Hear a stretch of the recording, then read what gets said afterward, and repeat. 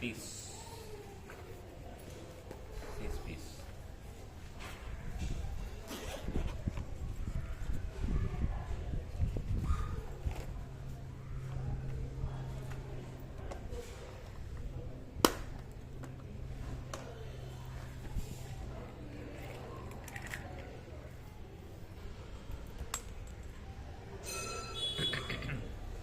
ಶ್ರೀ ಗುರುಭ್ಯೋ ನಮಃ. ಹರಿ ಓಂ. ನಾರಾಯಣಂ ನಮಸ್ಕೃತ್ಯ ನರಂ ಚೈವ ನರೋತ್ತಮಂ ದೇವೀಂ ಸರಸ್ವತೀಂ ವ್ಯಾಸಂ ತತೋ ಜಯಮುದೀರಯೇ. ನಾರಾಯಣಂ ಸುರಗುರುಂ ಜಗದೇಕನಾಥಂ ಭಕ್ತಪ್ರಿಯಂ ಸಕಲಲೋಕನಮಸ್ಕೃತಂ ಚ ತ್ರೈಗುಣ್ಯವರ್ಜಿತಮಜಂ ವಿಭುಮದ್ಯನೀಶಂ ವಂದೇ ಭವಘ್ನಮರಾಸುರಸಿದ್ಧವಂದ್ಯಂ. ನಾರಾಯಣಂ ನಮಸ್ಕೃತ್ಯ ನರಂ ಚೈವ ನರೋತ್ತಮಂ ದೇವೀಂ ಸರಸ್ವತೀಂ ವ್ಯಾಸಂ ತತೋ ಜಯಮುದೀರಯೇ. ಸ್ವಸ್ತ್ಯಸ್ತು ಸತಾಂ. ಹರಿ ಓಂ.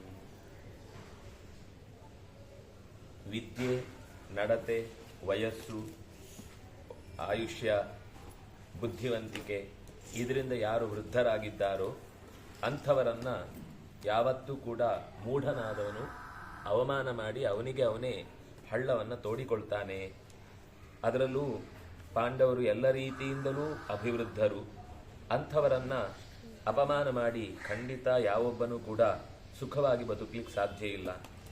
ದುಷ್ಟ ವೃತ್ತಿಯುಳ್ಳವ, ನಡತೆ ಕೆಟ್ಟವ, ತಿಳುವಳಿಕೆ ಇಲ್ಲದವ, ಇನ್ನೊಬ್ಬರ ಬಗ್ಗೆ ಸದಾ ಅಸೂಯೆ ಪಡುವವ, ಧರ್ಮದ ನಡೆಯನ್ನ ಬಿಟ್ಟು ಬಿಟ್ಟವ ಬೇಗನೆ ತನ್ನ ಮಾತು, ತನ್ನ ಕೋಪ ಈ ಕಾರಣದಿಂದ ಅನರ್ಥವನ್ನು ತಾನೇ ತಂದುಕೊಳ್ತಾನೆ ಅನ್ನೋದನ್ನು ವಿದುರ ಹೇಳಿ, ಅವಿಸಂವಾದನಂ ದಾನಂ ಸಮಯಸ್ಯಾವ್ಯತಿಕ್ರಮ ಆವರ್ತಯಂತಿ ಭೂತಾನಿ ಸಮ್ಯಕ್ ಪ್ರಣಹಿತಾ ಹಿವಾಕ್. ಭೂತಾನಿ ಎಲ್ಲ ಭೂತಗಳನ್ನು ಆವರ್ತಯಂತಿ ಅಂದರೆ ತನ್ನೆಡೆಗೆ ಹತ್ತಿರ ಬರುವಂತೆ ಮಾಡಿಕೊಳ್ತಾನೆ. ಯಾರು ಅವಿಸಂವಾದನಂ, ಸಂವಾದ ಅಂದರೆ ಅವರಿಗೆ ಹೊಂದುವ ಮಾತು, ವಿಸಂವಾದ ಅಂದರೆ ಅವರನ್ನು ವಿರೋಧಿಸುವ, ಅವರನ್ನು ತಿರಸ್ಕರಿಸುವ ಮಾತು. ಅವಿಸಂವಾದನಂ ಅಂತಂದ್ರೆ ಮತ್ತಷ್ಟು ಅವರಿಗೆ ಹಿತವಾದ, ಕೃತ್ರಿಮತೆ ಇಲ್ಲದ ರೀತಿಯ ನಡೆ. ಇದರಿಂದ ಯಾರು ಬದುಕ್ತಾನೋ ಅವಿಸಂವಾದನಂ ದಾನಂ ಕೊಡುಗೈತನಂ, ಅಗತ್ಯ ಇದ್ದವರಿಗೆ ಅಗತ್ಯ ಕಾಲಕ್ಕೆ ಬೇಕಾದ ವಸ್ತುಗಳನ್ನು ನೀಡುವುದು. ಸಮಯಸ್ಯ ಅವ್ಯತಿಕ್ರಮ ಇದೊಂದು ಬಹಳ ಮುಖ್ಯವಾದದ್ದು. ಸಮಯ ತಪ್ಪುವುದಿಲ್ಲ ಅಂತ ಯಾವುದೇ ಕಾರಣಕ್ಕೂ ಕೂಡ ಯಾವ ಹೊತ್ತಿಗೂ ಕೂಡ ಸಮಯವನ್ನ ಮೀರದೇ ಇರುವುದು. ಅಂದರೆ ಶಿಸ್ತು, ಸಮಯದ ಶಿಸ್ತು. ಸಮಯಕ್ಕೆ ಸರಿಯಾಗಿ ಶುರುವಾಗುವುದು, ಸಮಯಕ್ಕೆ ಸರಿಯಾಗಿ ಮುಗಿಯುವುದು, ಸಮಯಕ್ಕೆ ಸರಿಯಾಗಿ ಬಂದದ್ದನ್ನು ಒಪ್ಪಿಕೊಳ್ಳುವುದು, ಎಲ್ಲದರಲ್ಲೂ ಶಿಸ್ತನ್ನು ಕಾಪಾಡಿಕೊಳ್ಳುವುದು. ಇದು ಸಮಯಸ್ಯ ಅವ್ಯತಿಕ್ರಮ. ಇದು ಆಮೇಲೆ ಸಮ್ಯಕ್ ಪ್ರಣಿಹಿತಾಚ ವಾಕ್. ಸಮ್ಯಕ್ ಒಳ್ಳೆ ರೀತಿಯಿಂದ ಮನಸ್ಸಿಗೆ ನೋವಾಗದಂತೆ ನಿರೂಪಿಸಿದಂತಹ ಮಾತು. ಅದರಲ್ಲಿ ದೋಷವನ್ನೇ ಹೇಳಿ, ಆದರೆ ದೋಷವನ್ನೇ ಹೇಳುವಾಗ ಮನಸ್ಸಿಗೆ ಹಾನಿ ಆಗಬಾರ್ದು. ಹೌದು ಹೌದು ನನ್ನದ್ರಲ್ಲೂ ಒಂದು ದೋಷ ಇತ್ತು, ನಾನು ಈ ರೀತಿ ನಡ್ಕೊಂಡಿದ್ದು ತಪ್ಪಾಯಿತು ಅಂತ ಕೇಳುವವನಿಗೂ ದೋಷವನ್ನ ಒಪ್ಪಿಕೊಳ್ಳುವಂತೆ ಮಾತಿರಬೇಕು. ಅಂದ್ರೆ ಅದು ಏನೋ ನಾನು ಎಲ್ಲ ಸ್ಟ್ರೈಟ್ ಫಾರ್ವರ್ಡ್ ಅಂತ ಮಾತಾಡಿ ಧಡ್ ಅಂತ ಹೇಳಿ ಅವನ ಮನಸ್ಸಲ್ಲಿ ನಾನು ತಪ್ಪು ಒಪ್ಕೊಳ್ಬಾರ್ದು ಅನ್ನೋ ರೀತಿ ಮಾತು ಬರಬಾರ್ದು. ಹೌದು ಕರೆಕ್ಟ್, ಅವ್ರು ಹೇಳಿದ್ರಲ್ಲಿ ನಂದೇ ದೋಷ ಇದೆ, ನನ್ನಿಂದಾಗಿ ಆಪತ್ತು ಎಲ್ಲರಿಗೂ ಒದಗಿದ ಹಾಗಾಯಿತು ಅಂತ ಬಹಳ ನಾಜೂಕಾಗಿ ತಪ್ಪನ್ನ ಎತ್ತಿ ತೋರಿಸುವಂತಹ ಸ್ವಭಾವ ಯಾರಿಗಿರುತ್ತೋ ಅವನ ಬಳಿಗೆ ಎಲ್ಲ ಭೂತಗಳು ಕೂಡ, ಭೂತ ಅಂದ್ರೆ ಜೀವಜಾತಗಳು ಎಲ್ಲರೂ ಕೂಡ ಅವನ ಹತ್ತಿರದಲ್ಲಿ ಓಡಾಡುವುದಕ್ಕೆ ಅಥವಾ ಅವನ ಆತ್ಮೀಯತೆಯನ್ನು ಸಂಪಾದಿಸುವುದಕ್ಕೆ ಬಯಸ್ತಾರೆ. ಅವಿಸಂವಾದಕೋ ದಕ್ಷ ಕೃತಜ್ಞೋ ಮತಿಮಾನ್ ಋಜು ಅಪಿ ಸಂಕ್ಷೀಣಕೋಶೋಪಿ ಲಭತೆ ಪರಿವಾರಣಂ. ತುಂಬ ಒಳ್ಳೆ ಮಾತು. ಯಾರು ಯಾವತ್ತೂ ಇನ್ನೊಬ್ಬರ ಹತ್ರ ವಿಸಂವಾದ ಮಾಡುವುದಿಲ್ಲ. ಸಂವಾದ ಅಂದ್ರೆ ಅದಕ್ಕೆ ಸಹಮತವಾದ ಮಾತು, ವಿಸಂವಾದ ಅಂದ್ರೆ ಅದಕ್ಕೆ ವಿರುದ್ಧವಾದ ತಿರಸ್ಕರಿಸುವ ಮಾತು. ಅವಿಸಂವಾದಕ ದಕ್ಷ ಕಾರ್ಯವನ್ನ ಯಥಾ, ಈಗ ದಕ್ಷ ಅನ್ನೋ ಶಬ್ದಕ್ಕೆ ಏನರ್ಥ ನಾವು ಹೇಳ್ತೇವೆ, ಅವನು ಕಾರ್ಯ ದಕ್ಷತೆ ಅವನಲ್ಲಿ ತುಂಬಾ ಚೆನ್ನಾಗಿದೆ, ಯಾವ ಕಾರ್ಯವನ್ನ ಯಾವ ಕಾಲಕ್ಕೆ ಹೇಗೆ ಎಷ್ಟು ಮಾಡಬೇಕು ಅಂತ ಚೆನ್ನಾಗಿ ತಿಳಿದವನು. ಆಮೇಲೆ ಕೃತಜ್ಞ, ಇದು ಬಹಳ ಮುಖ್ಯವಾದ ಗುಣವೂ ಕೂಡ ಹೌದು. ನನಗೆ ಯಾರಾದ್ರೂ ಒಬ್ರು ಅನುಕೂಲ ಮಾಡಿ ಕೊಟ್ಟಿದ್ದಾರೆ ಅಂದರೆ ಅದನ್ನು ಸರಿಯಾದ ಸಮಯದಲ್ಲಿ ನೆನೆದು ಅವರಿಗೆ ಕೃತಜ್ಞತೆಯನ್ನು ಒಪ್ಪಿಸುವಂಥದ್ದು. ಕೃತಜ್ಞತೆ ಸಾಮಾನ್ಯ ಏನಾಗುತ್ತೆ ಅಂದರೆ ನಮಗೆ ಮಾಡಿದ ಉಪಕಾರ ಮರೆತು ಹೋಗುತ್ತೆ, ನಾವು ಮಾಡಿದ ಉಪಕಾರ ಮಾತ್ರ ಯಾವಾಗಲೂ ನೆನಪಿರುತ್ತೆ. ಅದು ನಿಜವಾಗಿ ಉಲ್ಟ. ಕೃತಜ್ಞತೆ ಅಂತ ಅನ್ನೋದು ರಾಮನ ಗುಣವನ್ನು ಹೇಳುವಾಗ ಇದೊಂದು ಬಹಳ ಮುಖ್ಯವಾದ ಗುಣವನ್ನಾಗಿ ಗುರುತಿಸಿ ಹೇಳುತ್ತಾರೆ.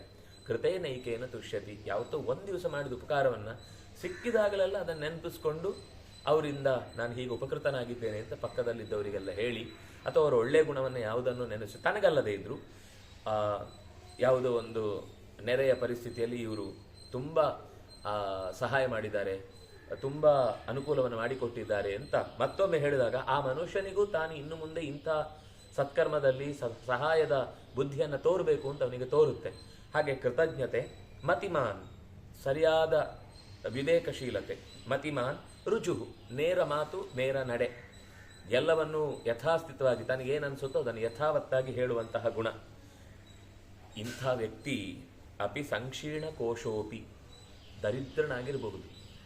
ಕೋಶ ಅಂದರೆ ಬೊಕ್ಕಸ ಅಥವಾ ಅವನ ಆದಾಯ, ಅದು ಸಂಕ್ಷೀಣ, ಅತ್ಯಂತ ಸಮ್ಯಕ್ ಚೆನ್ನಾಗಿ ಕ್ಷೀಣವಾಗಿದ್ದರೂ ಕೂಡ ಲಭತೆ ಪರಿವಾರಣ. ಆದರೆ ಅವನ ಕಷ್ಟ ಕಾಲಕ್ಕೆ 100 ಜನ ಅವನ ಹತ್ತಿರ ಇರ್ತಾರೆ. ಅವನು ಎಂಥ ಕಷ್ಟದಲ್ಲೇ ಇರಲಿ, ಇಂಥ ವ್ಯಕ್ತಿತ್ವ ಇರೋನು ಹೌದಾದರೆ ಅವನಿಗೆ ಸಹಾಯಕ್ಕೆ ಸುತ್ತ ಇದ್ದವರು ಬಂದೇ ಬರ್ತಾರೆ. ಹಾಗಂತ ಹೇಳಿ ಅವನು ಯಾವತ್ತೂ ಕೂಡ ಯಾರಲ್ಲೂ ಸಹಾಯ ಬೇಡಿದವನಲ್ಲ.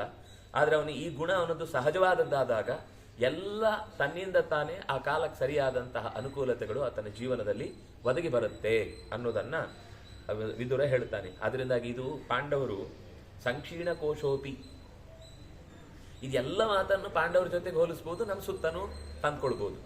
ಯಾರ ಬದುಕಿನಲ್ಲಿ ಇಂಥ ಗುಣಗಳು ಸಹಜವಾಗಿರುತ್ತೋ ನಾವು ಅನ್ನೋದಷ್ಟೇ, ಎಲ್ಲ ದುಡ್ಡಿದ್ದವರದೇ ಬಲ ಅಂತ. ಎಷ್ಟೋ ಸರ್ತಿ ದುಡ್ಡಿದ್ದವರಿಗೆ ಹೆಗಲು ಕೊಡ್ಲಿಕ್ಕೆ ಇಬ್ರು ಜನ ಇರಲ್ಲ ಹೆಣ ಹೊರುವಾಗ. ಯಾಕಂದ್ರೆ ಎಲ್ಲರೂ ಅವನ ವಿರುದ್ಧ ಸೆಟೆದು ನಿಂತಿದ್ದಾರೆ ಎಂದಾಗ ಅವನ ಬಗ್ಗೆ ಒಂದಿಷ್ಟು ಅಸಹ್ಯವಾದ ಅಥವಾ ಅನಾಗರಿಕವಾದ ರೀತಿಯಲ್ಲಿ ಬೈತಾರೆ ಹೊರತು ಯಾರೂ ಕೂಡ ಅವನನ್ನ ಮೆಚ್ಚಲಿಕ್ಕೆ ಸಾಧ್ಯ ಇಲ್ಲ. ಈ ಗುಣ ಇಲ್ಲದೆ ಕೇವಲ ಸಂಪತ್ತು ಮಾತ್ರ ಗುಣವಾಗಿ ಉಳಿದಿದ್ರೆ, ಸಂಪತ್ತಿನಿಂದಲೇ ಯಾರು ಗುಣವಂತ ಅಂತ ಸಂಪಾದಿಸಿದ್ದಾನೋ ಹೆಸರನ್ನ, ಅವನು ಕಡೆ ಕಾಲದಲ್ಲಿ ಯಾವತ್ತೂ ಶರಣರ ಹಿರಿತನವನ್ನ ಮರಣದಲ್ಲಿ ನೋಡುವಂತ, ಅವರ ಸಾವು ಅನ್ನೋದು ಅವರ ನಿಜವಾದ ಪರಿಚಯವನ್ನು ಕೊಡುತ್ತೆ. ಯಾವುದೋ ಒಂದು ಭೂತಯ್ಯನ ಮಗ ಅಯ್ಯು ಅಂತ ಒಂದು ತುಂಬ ಹಳೆಯದು, ತುಂಬ ಚೆನ್ನಾಗಿ ಆ ಇಡೀ ಇಷ್ಟೇ ಮಿತಿಯನ್ನ, ಇಷ್ಟೇ ವಿಷಯವನ್ನ ಒಂದು ಚಂದದ ಸಿನಿಮಾ ಮಾಡಿ ತೋರಿಸಿದ್ದಾರೆ. ಅದರಲ್ಲಿ ಆ ಪಾತ್ರ ಇರ್ಬೋದು, ಆ ಘಟನೆ ಇರ್ಬೋದು, ಶ್ರೀಮಂತ ಇದ್ದಾಗ ಅವನ ಸ್ಥಿತಿ ಹೇಗಿರುತ್ತೆ, ಅತ್ಯಂತ ದರಿದ್ರನಾದಾಗ ಹೇಗಿರುತ್ತೆ ಅನ್ನೋದನ್ನ ಬಹಳ ಚೆನ್ನಾಗಿ ನಿರೂಪಣೆ ಮಾಡಿದಂಥದ್ದು. ಅದು ಹೌದು ಕೂಡ, ಸಮಾಜದಲ್ಲಿ ಹಾಗೆ ಎಷ್ಟೋ ದೃಶ್ಯಗಳನ್ನು ನಾವು ಕಾಣ್ತೇವೆ. ಧೃತಿಶಮೋದಮ ಶೌಚಂ ಕಾರುಣ್ಯಂ ವಾಗನಿಷ್ಠುರ ಮಿತ್ರಾಣಾಂ ಚಾನ್ ಅನಭಿದ್ರೋಹ ಸಪ್ತೈತ ಸಮಿಧ ಶ್ರಿಯ ಸಮಿಧ ಸಪ್ತ. ಶ್ರೀಮಂತಿಕೆಗೆ ಸಿರಿವಂತಿಕೆಗೆ 7 ಸಮಿಧೆಗಳಿವೆ ಯಜ್ಞ ಮಾಡಿಕ್ಕೆ. 7 ಹೋಮದಲ್ಲಿ 7 ಆಹುತಿ ಕೊಡ್ಲಿಕ್ಕಿದೆ. ಏನು ಆಹುತಿ? ಅದು ಧೃತಿ, ಒಂದು ನಿರ್ಧಾರ ತೆಗೆದುಕೊಂಡ ಮೇಲೆ ಅಚಲವಾಗಿರುವುದು. ದೃಢವಾದ ನಿರ್ಧಾರಕ್ಕೆ ಧೃತಿ ಅಂತ ಹೇಳುದು. ಕೆಲವೊಂದು ಸರ್ತಿ ಬೇಡದ್ದಕ್ಕೂ ಧೃತಿ ಇರುತ್ತೆ. ಸಾತ್ವಿಕ, ರಾಜಸ, ತಾಮಸ ಅಂತ ಧೃತಿ ಸಾಪಾರ್ಥ ಸಾತ್ವಿಕಿ, ಧೃತಿ ಸಾಪಾರ್ಥ ರಾಜಸಿ, ಧೃತಿ ಸಾಪಾರ್ಥ ತಾಮಸಿ ಅಂತ 3 ತರದ ಧೃತಿಯನ್ನು ಕೃಷ್ಣ ನಿರೂಪಣೆ ಮಾಡಿದ್ದಾನೆ. ಅಂದ್ರೆ ಧೃತಿ ಅನ್ನೋದು ಇಲ್ಲಿ ಯಾವಾಗಲೂ ಧನಾತ್ಮಕವಾದ ವಿಷಯವನ್ನು ಮಾತಾಡುವುದಾಗಿ ಸಾತ್ವಿಕವಾದ ಧೃತಿಯನ್ನೇ ಮಾತಾಡಿದ್ದು. ಧೃತಿ ಅಂದ್ರೆ ನಿಶ್ಚಿತವಾದ ನಿರ್ಧಾರ, ನಿಶ್ಚಿತವಾದ ಆಲೋಚನೆ. ಶಮಃ, ಪರಮಾತ್ಮನಲ್ಲಿ ನಿಶ್ಚಿತವಾದ ಬುದ್ಧಿ, ಪರಮಾತ್ಮನಲ್ಲಿ ಅನನ್ಯವಾದ ಶರಣಾಗತಿ ಇರುವ ಭಕ್ತಿ. ದಮಃ, ಮದ ಕೌಚಿ ಬೀಳುವುದು. ಮದ ಕೌಚಿ ಬಿದ್ದರೆ ದಮ ಆಗುತ್ತೆ. ಮದ ಯಾವಾಗ ಅಡಿ ಬಿದ್ದಿರುತ್ತೋ ಅವನಲ್ಲಿ ದಮ ಇದೆ ಅಂತ ಅರ್ಥ. ಇಲ್ಲ ಅಂದ್ರೆ ಆ ಇಂದ್ರಿಯಗಳ ಹಾರಾಟ ಓಡಾಟದಿಂದ ಅವನು ಮದಭ್ರಷ್ಟನಾಗಿ ಜೀವನವನ್ನು ಹಾಳು ಮಾಡಿಕೊಳ್ತಾನೆ. ದಮಃ, ಇಂದ್ರಿಯಗಳ ನಿಗ್ರಹ.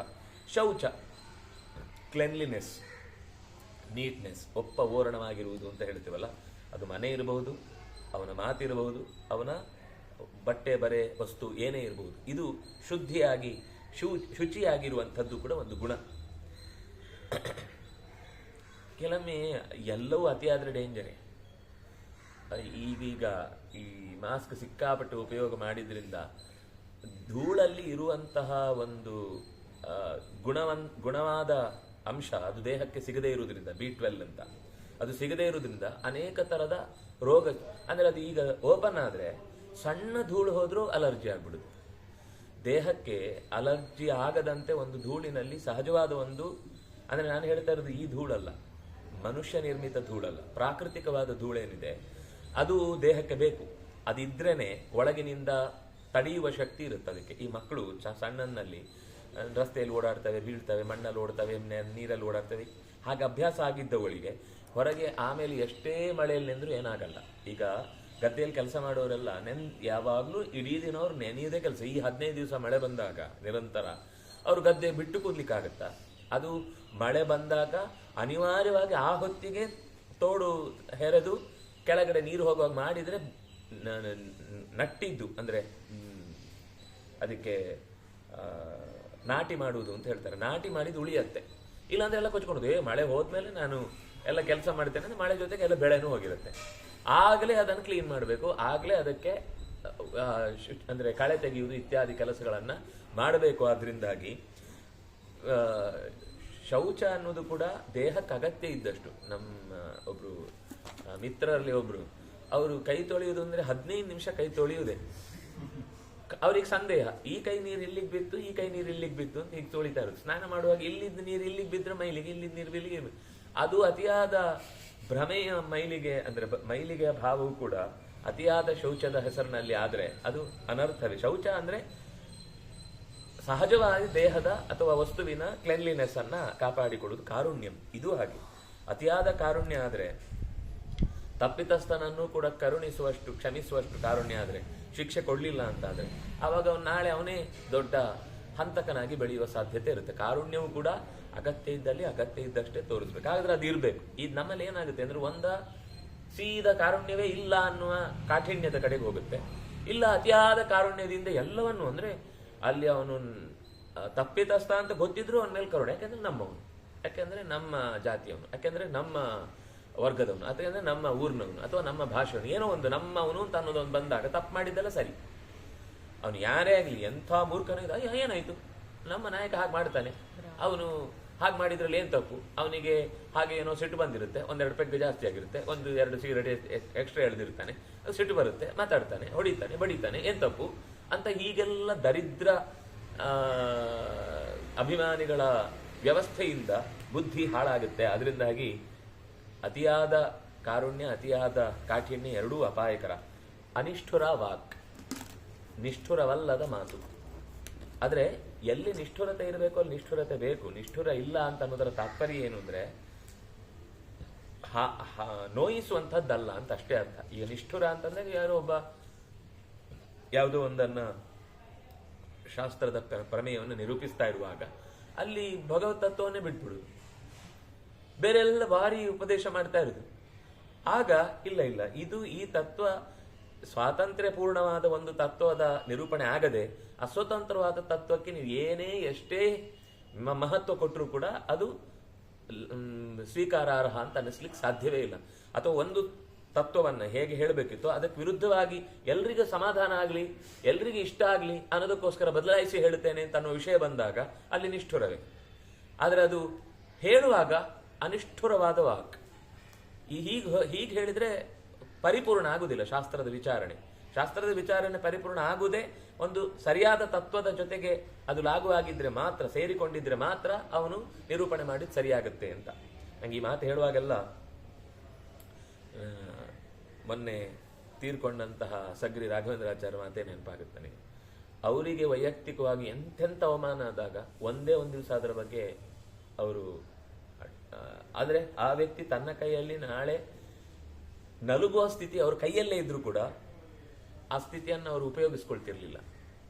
ಆದ್ರೆ ಶಾಸ್ತ್ರದ ವಿಷಯದಲ್ಲಿ ಯಾರಾದ್ರೂ ಒಬ್ಬ ಉಪನ್ಯಾಸ ಮಾಡುವಾಗ ಏನೋ ಮಾಡುವಾಗ ಸಭೆಯಲ್ಲೇ ಕೈ ಎತ್ತಿ ಹೀಗೆ ಮಾತಾಡ್ತಿದ್ರು, ಇದು ಸರಿ ಇಲ್ಲ, ಇದು ತಪ್ಪು, ಹೀಗೆ ಹೇಳಬಾರದು. ನನಗೆ ನಿಮ್ಮ ಮಾತಿನ ಮೇಲೆ ಆಕ್ಷೇಪ ಇಲ್ಲ, ಆದ್ರೆ ಈ ಮಾತು ಆಚಾರ್ಯರ ವೇದವ್ಯಾಸರ ಮಾತಿಗೆ ವಿರುದ್ಧ, ಹೀಗೆ ಹೇಳಬಾರದು, ನೀವು ಇದು ತಪ್ಪಾಗುತ್ತೆ, ನೀವು ಹೀಗೆ ಹೇಳಿದ್ರೆ ಅನರ್ಥ ಆಗುತ್ತೆ, ಇದು ನಾವು ಯಾರನ್ನ ಗುರುಗಳಂತ ಒಪ್ಪಿಕೊಂಡಿದ್ದೇವೋ ಅವರ ಮಾತಿಗೆ ವಿರುದ್ಧ ಅಂತ ಹೀಗೆ ಡೈರೆಕ್ಟ್ ಆಗಿ ಅಲ್ಲಿ ಆಮೇಲೆ ಹೇಳ್ತೇನೆ, ಮೆತ್ತಗೆ ಹೇಳ್ತೇನೆ ಇಲ್ಲ. ಆದ್ರೆ ಅದೇ ಸಭೆಯಲ್ಲಿ ಅವರಿಗೆ ನೇರ ಯಾರೋ ಅವಮಾನ ಮಾಡಿದ್ರು ಒಂದೇ ಒಂದು ಮಾತಾಡಿದ್ರೆ ಸುಮ್ಮನೆ ಇರ್ತಿದ್ರು. ಆಯ್ತು, ನಿಮ್ಗೆ ಏನೇನು ಕೊಡ್ಲಿಕ್ಕಿದೆಯೋ ನನ್ನದು ಹಳೇದು ಬಾಕಿ ಅಲ್ಲ ಅದನ್ನೆಲ್ಲ ಕೊಟ್ಬಿಡಿ ಅಂತ ಕೊಟ್ಟು ಸುಮ್ಮನಿತ್ತು. ಇದು ಲಿಟರಲಿ ನೋಡಿದ್ದು ನಾನು. ಒಂದು